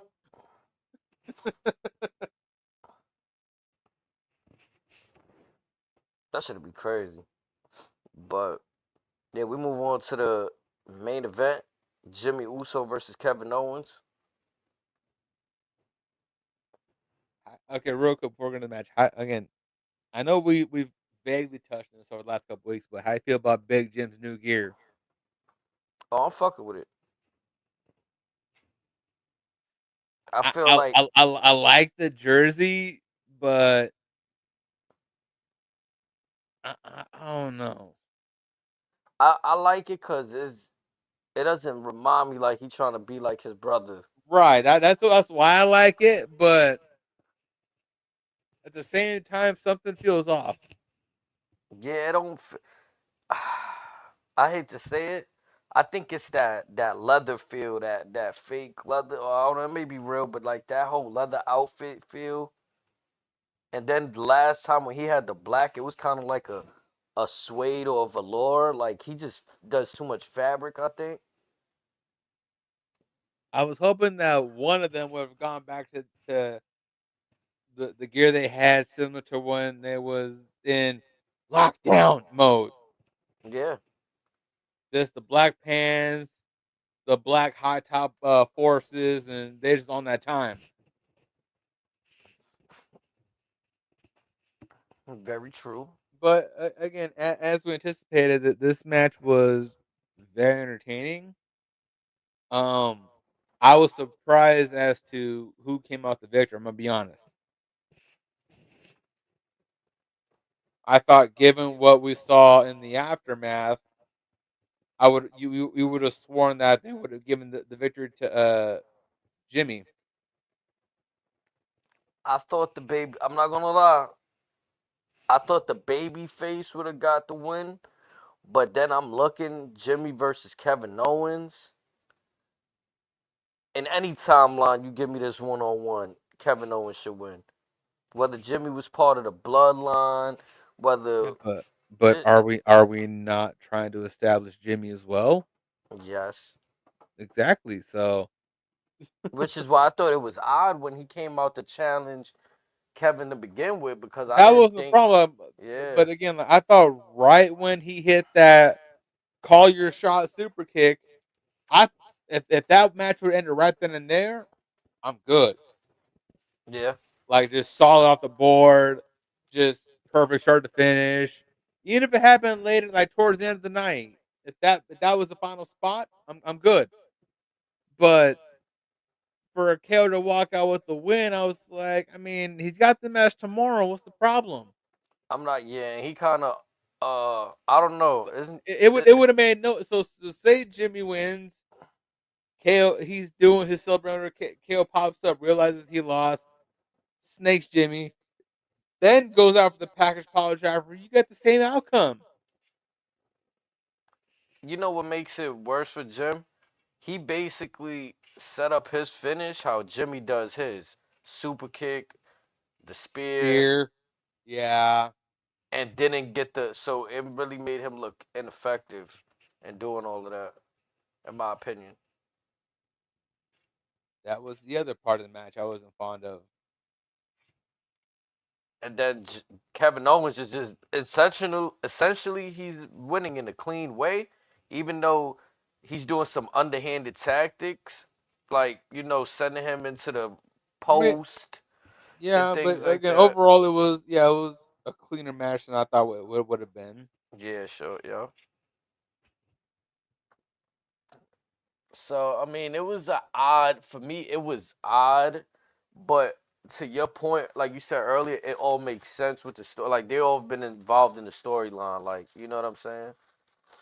And Right. again, here's Cody helping a member of the bloodline. Once he said like, it's like he almost gets sucked into this without, you know, like, cause essentially to me, Cody could have just let KO hit the package pile driver on Jimmy at the end of it, but he chose to go down there. You know what I'm saying, and stop that from happening. Uh, well, what's obvious to me is they're trying to convince us that Cody Roman 3 could possibly happen at Mania because when Cody comes in as the heel, he can be the Joker to Roman's Batman and just hit him with the "I protected your family when you didn't. Where were you?" Hmm.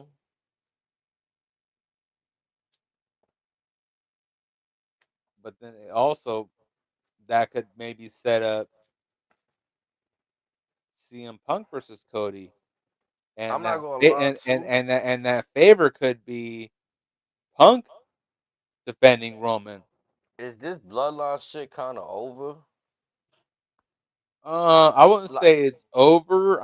I'd say it's what they're trying to use as filler isn't working because what they're it the filler that they're using isn't working because Cody isn't Roman, and this is a testament to Cody because what they're trying some people may think Cody is universally gifted. This is proving otherwise. To where again, with Roman, you can plug him in any situation.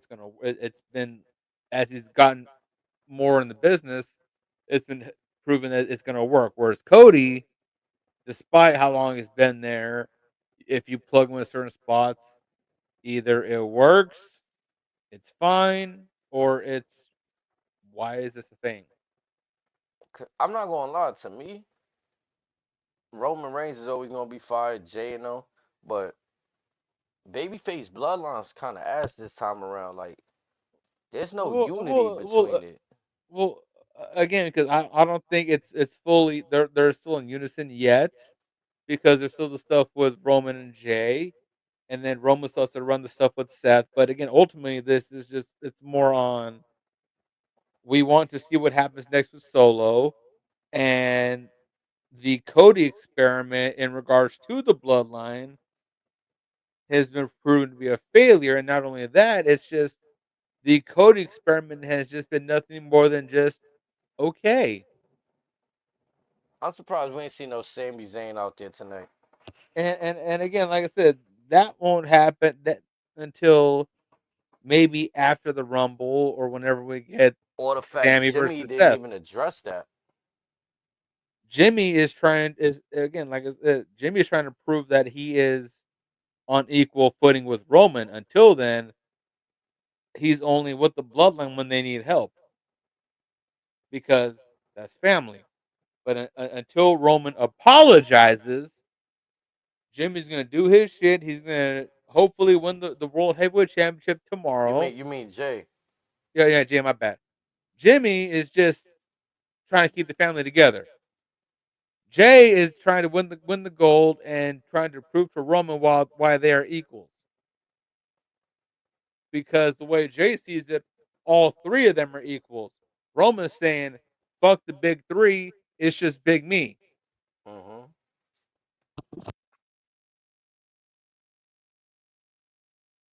So again, I don't see why folks believe the bloodline is together when really they're not. They've never been further apart. Because all the merchandise sales, you giving me Sami Zayn, Sammy Uso merchandise. I would at least Yeah, expect yeah, but Jimmy. main event Jey Uso was ahead of everybody. Main event Jey Uso was ahead of John Cena, up there with Stone Cold Steve Austin. Exactly. That's why this bloodline stuff for me ain't hitting. Trying to bring them together when Jay has become bigger than that shit. But again, but back to blood stuff. I mean, had they've done less bloodline stuff would still be looking okay. But again, for the most part, It's more so we want to see Jay's become so big that we want to see more from him. Jimmy just came back from injury. We want to see stuff from him. Cody's letting us down.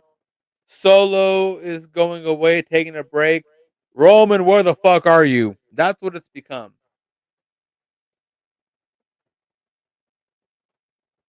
But I feel like to me, my take on it, it's the Roman part. But when he's not around, I still don't see that much unity between And Jay, and Jimmy, and Sammy.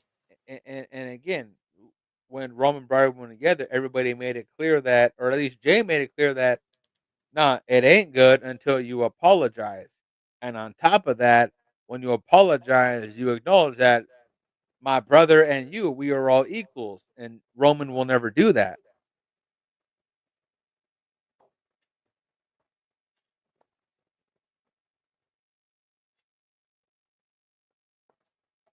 I don't know. It's just it's weird to see Jimmy out there alone, and it feel like he's part of a group, but he's just out there alone. He's trying to keep everybody together, and everybody ain't even in the same zip code. Right. It's just weird to And see him out there and then take a loss. Like he's not even holding it down either. Like yeah, he deserved better. At especially this like at this point, I feel like they're going to be obligated to put the U.S. title on him. the Carmelo stuff looked like okay. He beat Carmelo last week. Like I thought they was And, gonna be in a good route with yeah, him. he had a solid back for the Carmelo before the match. Said, "Oh yeah, you say I need more than 4 to beat Kevin. Well, guess what? I'm only gonna need 3 to beat you." And then they had the little pull up or whatever you want attack before the match. He brushed it off like, "Oh no, you light work, whatever."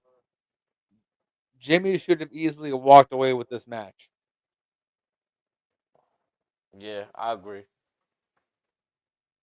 I'm glad you pointed out that moment too, cause we didn't really touch on that. That's another moment that for I thought he would win the match, like you said, Yeah, easily brushing them off. tonight was a perfect opportunity to present Jimmy as, hey, he's back, he's healthy. Don't forget, this man is a 9-time tag team champion. Wade Barrett called him one half of the greatest tag team in WWE history, which I still say is the Dudleys. But again, I'm not gonna argue with Wade right now. I ain't got time to argue with him right now. But again, you can't deny for this generation, the top teams were New Day at 2, Usos at 1. And Wade had, and a lot of people will have them at 1 because in WWE history, they had the longest title reign. They smoked New Day, they smoked Demolition, and they were them. And again, even in the dark days of WWE with the New Day, if you don't know, look up on Netflix when it'll be there, but it stuff might still be on Peacock. Watch some of New Day versus New Usos PLE matches. You They will had the watch best instant classics. yeah, they had one of the best Hell in a Cell matches to me. Oh, easily. Like, Just you talking that match where they had Woods pinned to the corner and they're just teeing off on his waist. yep, Mm-hmm. that shit was dope, creative. Seen things in that match This, I've never this is seen before. this is before day one. This is pre day one ish. Before Usos locked down. This is straight up. This was a fight, Yeah, man. That era right there, they was going at it. and So this is the again, time. This is the time where the New Day and the Usos they kept W above water. When Vince was running it into the ground, these 5 men held them above water by themselves. No and I'm Brock, no Roman, no Cena, no Randy, no Paul Heyman. Punk's already gone. Just them by themselves. Like I said, locked down. I don't know what purpose this match served because okay, I guess the idea is to let Jimmy win next week against Melo and regain that steam. But like, Yeah, yeah, yeah. I mean, yeah. In my opinion, the best bet was to go. You have Jimmy win this one, and then you have Melo win next. We make it 1-1. mm, I feel that'd be better for all parties involved. And then maybe they have a match at Elimination Chamber. Maybe the match 3 is a no contest. They both win qualifiers for Elimination Chamber, and thus we're elevating both of them. So maybe both of them are in a chamber match or for the U.S. title or whatever the case may be. But there was ways to kill many birds with one stone, and the route that they're going, I feel, is only going to benefit one instead of both. it felt a little lazy to me as well. Like it This felt felt like very lazy. yeah, it felt a little bit like they didn't know what to do right here in this situation. And I mean, I was surprised. It's a go home show. I was very surprised that Kevin Owens worked this evening and then gonna work tomorrow evening. Oh, I had a feeling one of them was gonna. Well, again, tomorrow's just the contract signing, That's right. Okay, you're right. but I had a feeling one of them was gonna work tomorrow or tonight. But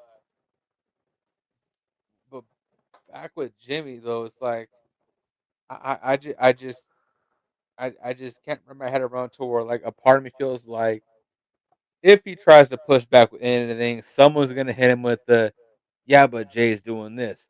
Motherfucker, Jay had a 8 to 10 month head start on Jimmy. Right. This ain't fair. That's not fair to Jimmy.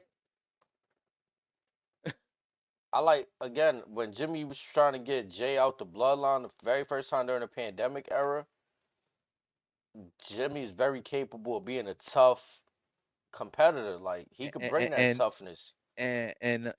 during the time where he was getting physical in that I Quit match with Roman, Jimmy was getting active in between knee surgeries. So he had during that time period, I think either before or after, he had back to back knee surgeries on the same leg. So he's already getting active when he really shouldn't. So he's proving the durability.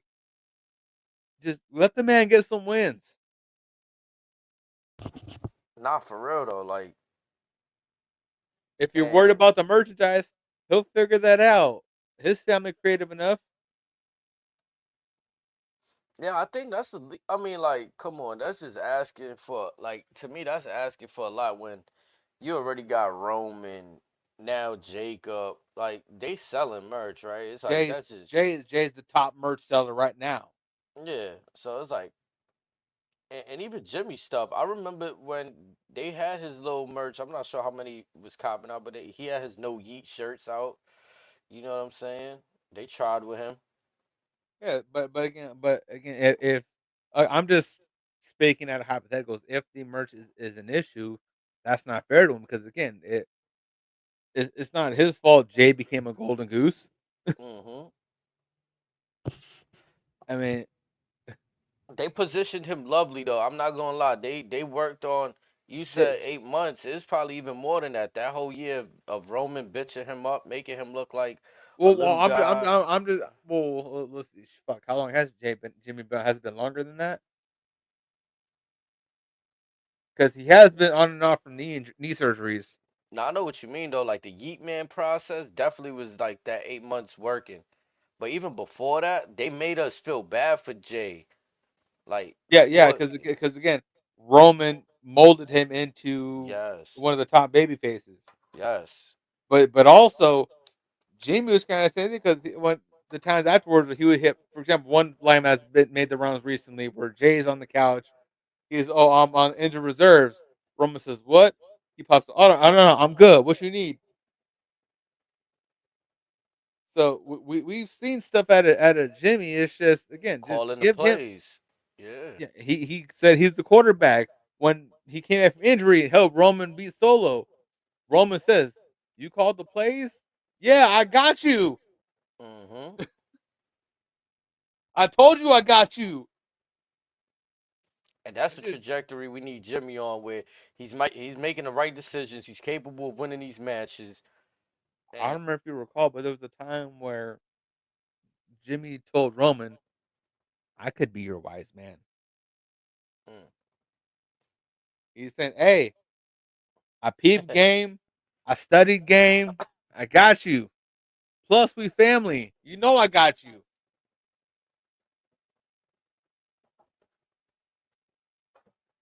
So, should Heyman side elsewhere,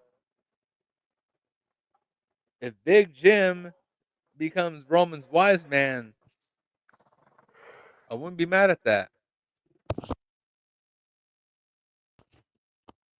Mm. But as we wind down after this main event, should we do some Saturday night's main event predictions? Yeah, we could get some quick ones real quick. Yeah, but I give me mean, we got what, a 4 match card? Braun and Sheamus ain't on that, right? Yeah, they are. So 5 match, I think. Yeah, it might be for tomorrow. We got Nia Jackson, Rhea Ripley. That's one. Mm-hmm. Sheamus and Braun. That may be two. Oh yeah, they definitely on that. 'Cause we spoke about that's gonna be a short match again on that. Yeah, I said it's gonna be the shortest Jay and match Gu- on the card. Yep, Jay and Gunther. That's Yep. three. And contract signing. I'm not sure if that's in place of a match or No, no, there's another match. You said Rhea Nia, Braun, is in there. I know we're missing one. Jacob Fatu and Braun Strowman.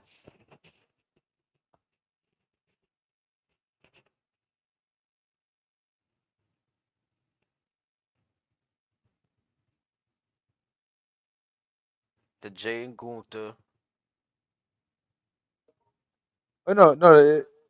Oh yeah, Jay Gunther, Braun Sheamus, Braun and Jacob, and Nia and Rhea. 4 matches and a contract signing. Hmm.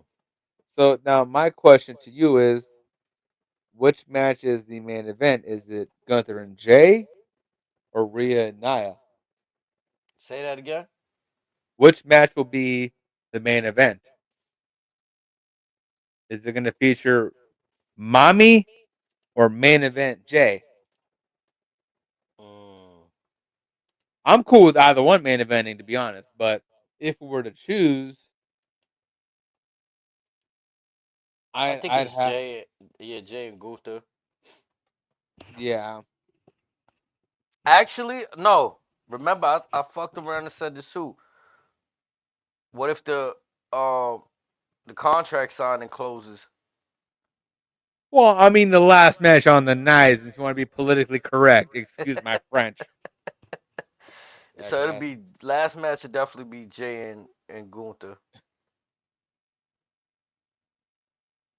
Because again, no shit, Shawn Michaels ain't gonna be the last motherfucker they see in San Antonio.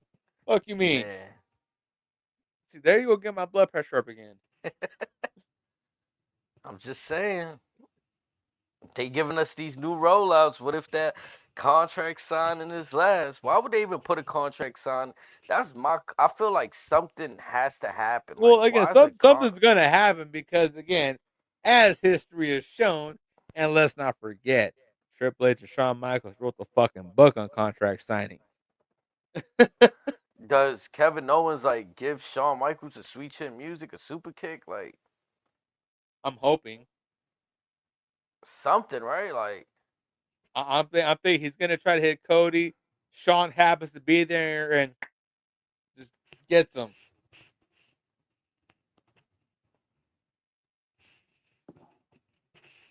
okay, that's a bit odd, but yeah, I would say I got Nia Jax winning, Braun Breaker winning. I want Jay to win. Jacob Fatu I got winning, and what was the Really? other? No, that was all 4 of them. Really, really.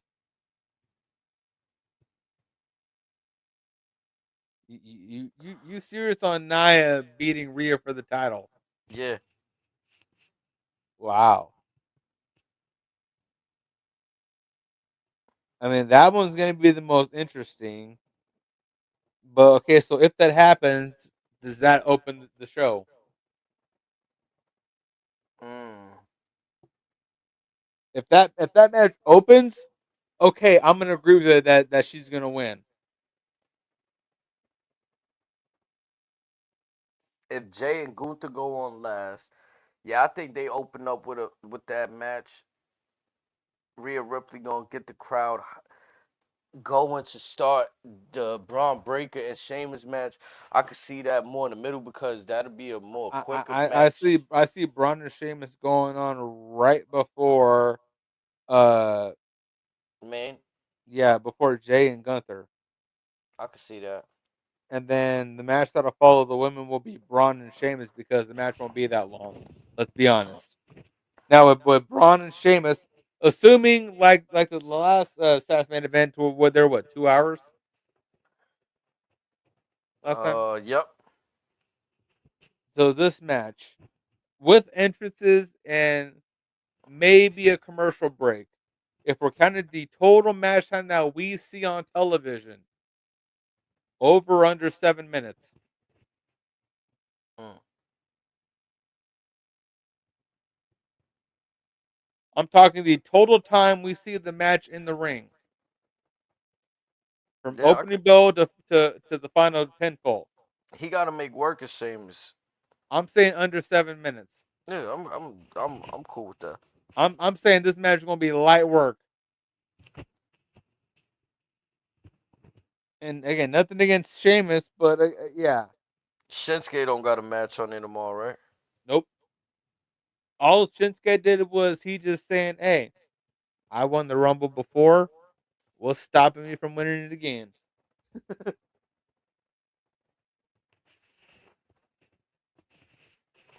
Yeah, so those are mines right there. But yeah, I think Jacob's gonna win. That might be the longest match on the show. I feel it would have to be out of respect to both of them. I think so too. I was thinking that.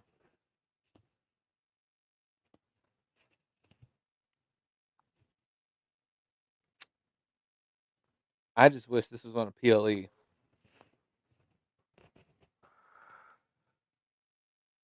I mean, this kind of Saturday night main event did feel like a PLE last time, so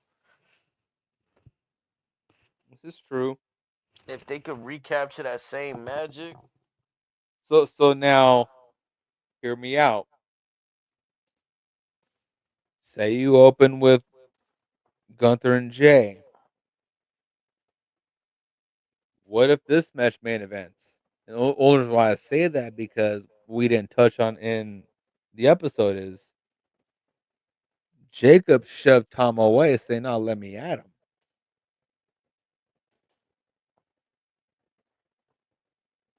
Tama tried mm, to be the voice of reason. Jacob is trying to prove why he is the food chain. right. If this match main events, I would not be disappointed with it before the contract signing. Hell, for all we know, the contract signing could be in the middle of the show. But still, it's Could like be. again, this match gonna have this match might have some bullshit in it. I don't know. I think it's gonna be a fun Saturday though. Definitely. Like I'm looking forward to it. Yeah, it is. To be honest, like I already got my plans of how I want my day to go tomorrow. I want to make some good nachos for the event and just chill. No, but Hell yeah. I think tomorrow is gonna give a good indication as to how the following, not so much Monday's gonna go, but how SmackDown's gonna go because it seems like Monday may be very bloodline centric to me. On top of what they've already got announced, yes, Cody's gonna be there. Um, maybe Goldberg might pull up. but I think Raw's already got a full house. This may set up the go home to Rumble type of vibes, which I'm not mad at because Rumble's already looking absolutely loaded. Yeah, it's gonna give us the crumbs for Friday, for Monday and Friday, I believe. Like what happens tomorrow, I feel like we're gonna see something in the Braun Strowman Jacob match. I feel like we're gonna see something possibly unfold in the Liv and Nia Jax match. Jay and Gunther has implications. Braun Breaker, once he's done with Sheamus Monday, hopefully we'll see a new challenger for him. And to answer Amethyst's question real quick, if we hear the drums of war from the OTC tomorrow night, you will literally hear babies being made in San Antonio, Texas. Uh, That's just a fact of life. It's unlikely to happen, but if that is, you will hear life being made in that city.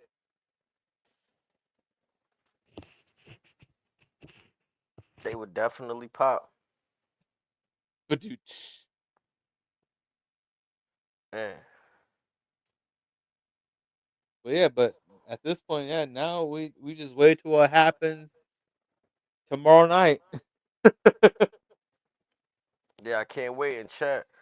If everything go well, we will be back here Saturday night with the recap of Saturday night main event. So, you know what I mean? We'll be back then. It's been a great Now and show tonight. forever. Yeah, I enjoyed the quote unquote 3 hours of SmackDown. You Now, know what I'm saying? here's my question, real quick, before we jump offline. Is there has been talk that SmackDown will move back to 2 hours? My question to you is, with the attempts of what they're trying to make to see what they have in the current crop that they have, with assuming with who they've been utilizing pans out, would you be okay with them staying at 3 hours, or would you prefer them to cut back down to two to make it a little bit more competitive again?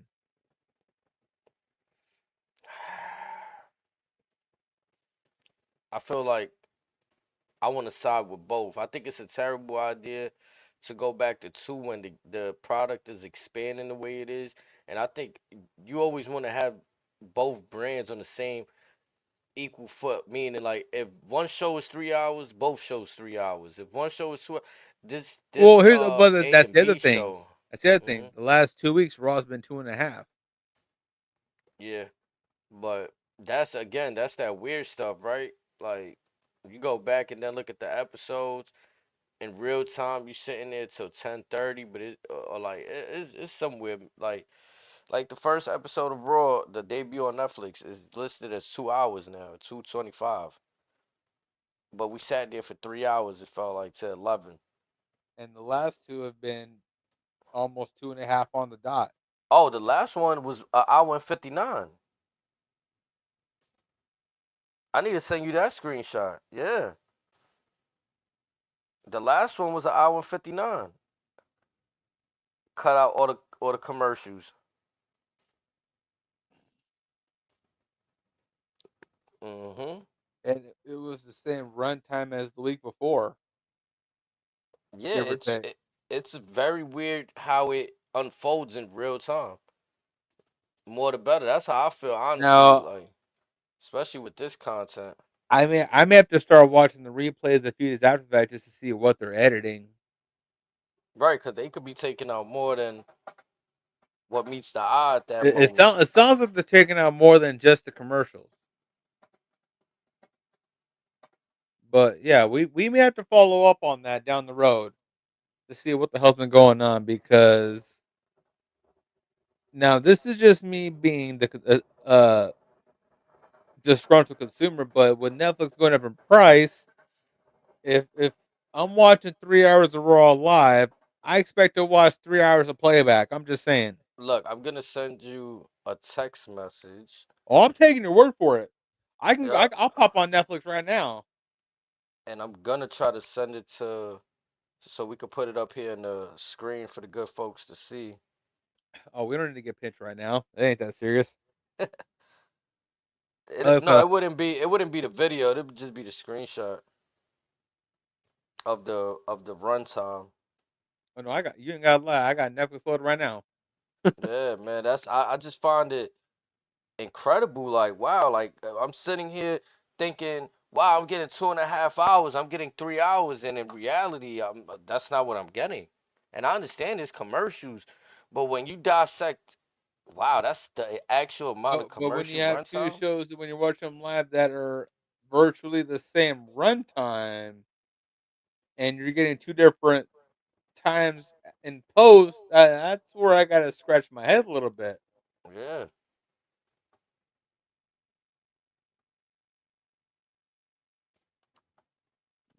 Episode. Okay, so Yeah, so January 6th, 225, 13, 2 hours. January 20th, 120. Wow.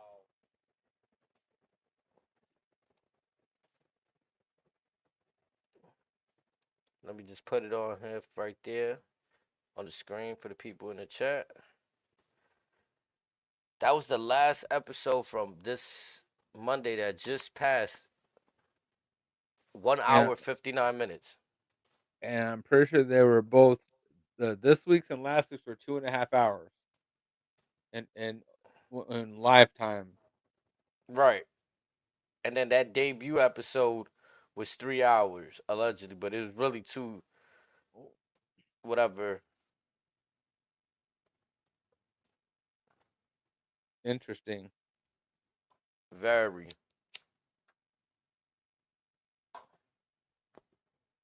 So I'm not sure really what to like. If I'm gonna get 2 hours of SmackDown, like let's say what we're getting right now is 3 hours TV, but it's actually 2 hours of content. I want the 2 hours of content. I don't want 8 to 10 Eastern But time and also, it's I mean, only an hour of I content. mean, this coming week, they, you know how on Netflix posts the time of how long the commercial's gonna be. I'm gonna just start counting those times, and then whatever times we get out of that, I'm gonna try to guesstimate what the runtime of Raw is gonna be, and if it's anything less than that, I'm gonna rewatch it and see what they cut out, if they Cause what cut I anything out. Yeah, cause what I'm assuming is they're throwing anywhere between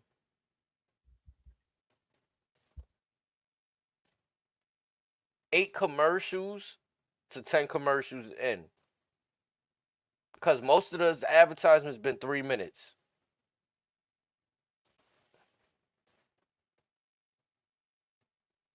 Every time an advertisement come up on the screen, I look and it say 3 minutes.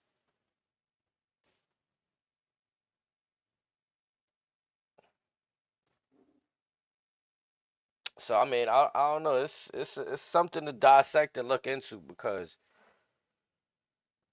on Netflix it's a bit more annoying. On cable television, when you're on USA Network, I understand the commercial usage and things like that. On Netflix, it just feel poor timing. Well, yeah, but Raw ain't on Netflix anymore, or Raw ain't on USA anymore.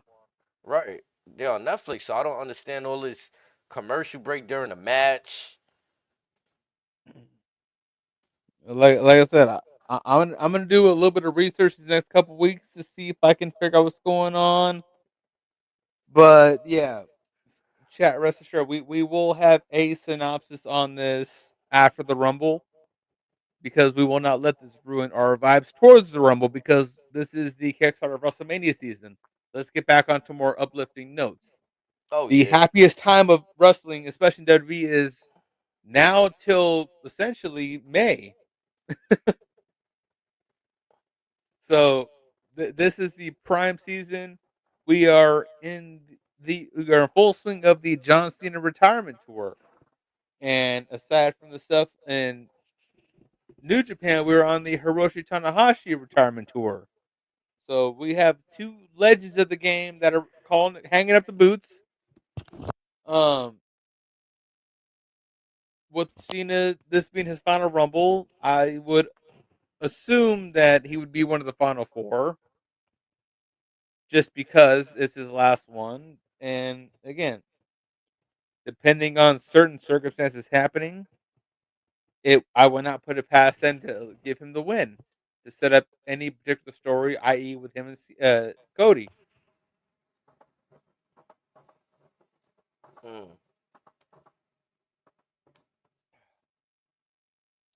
And in that lead up to Cody versus Cena is where I would anticipate Cody turning on Randy finally. Because remember, I don't know if you recall, um, Cody's gimmick prior to starting AEW was he was out to kill the Attitude Era. Now he can talk about how he's out to kill the, I don't know if you remember or the actual name for it, but it was the Ruthless Aggression Era, which the two kings of that era were John Cena and Randy Orton. There's a lot cooking up in this season right now. This, what's going to happen this year? As a man, I have no shame in saying when certain things happen, I may actually cry because it's just like, oh shit, this is actually happening. Man, it's beautiful. Because again, like I said, we are witnessing, essentially, we are witnessing a form of art happening because we are watching a man in John Cena who has achieved certain heights that only certain folks have achieved, and he's telling us, "I want to walk away at the top of my game." Not many get to say that.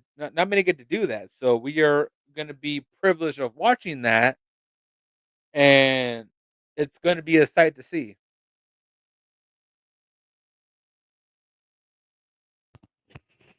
Ladies and gentlemen, we are on the road.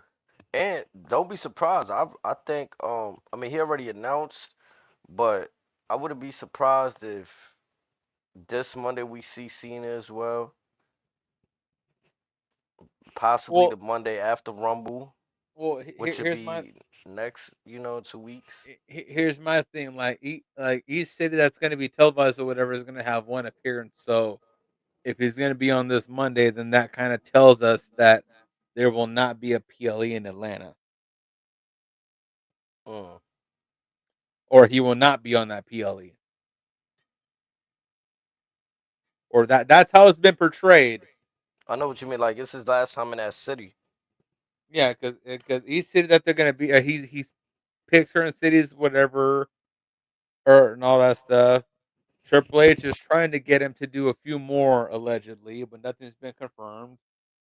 So there's a chance we could get more than 40 dates. It would be nice, but again, it's up to them.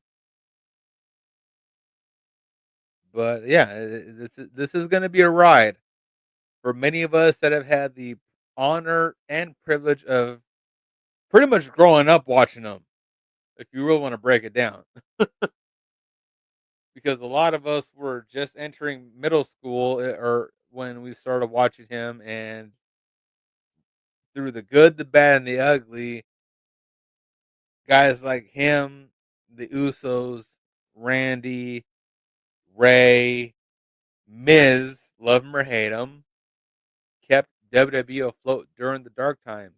The New Day, when folks were saying, "What's the point of watching? Just let everything die. Vince is gonna die anyways."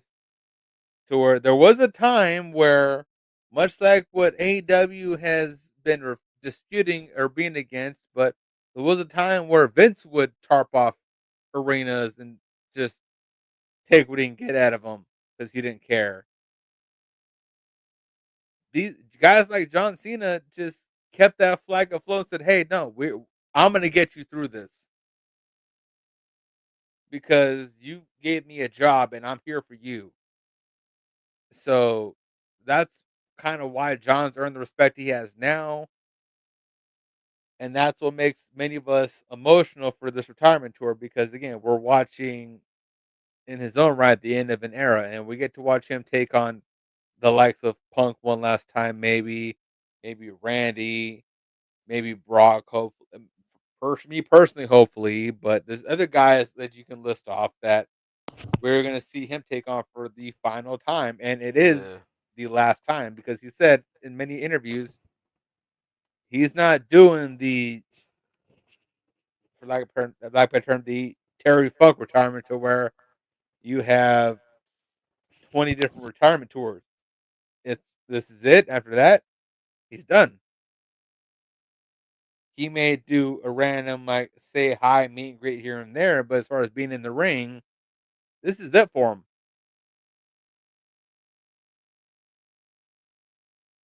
And unlike Shawn Michaels, I don't think anyone in WWE has been able to do something like that. Nah, that's a fact. So he's held it down for that for a weird time.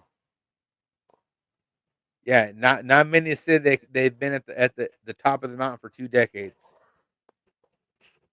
That too. In one company, for that matter.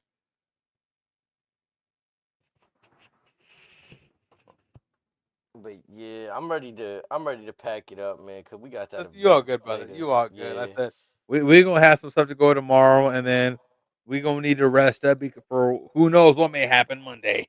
man, it's gonna be an amazing few hours to come. I can't wait. We're gonna be back with y'all, so They we're gonna lost ride the it out. spread. We got some shooters. Ah, this. Hit that QR code for the song. Off the hip.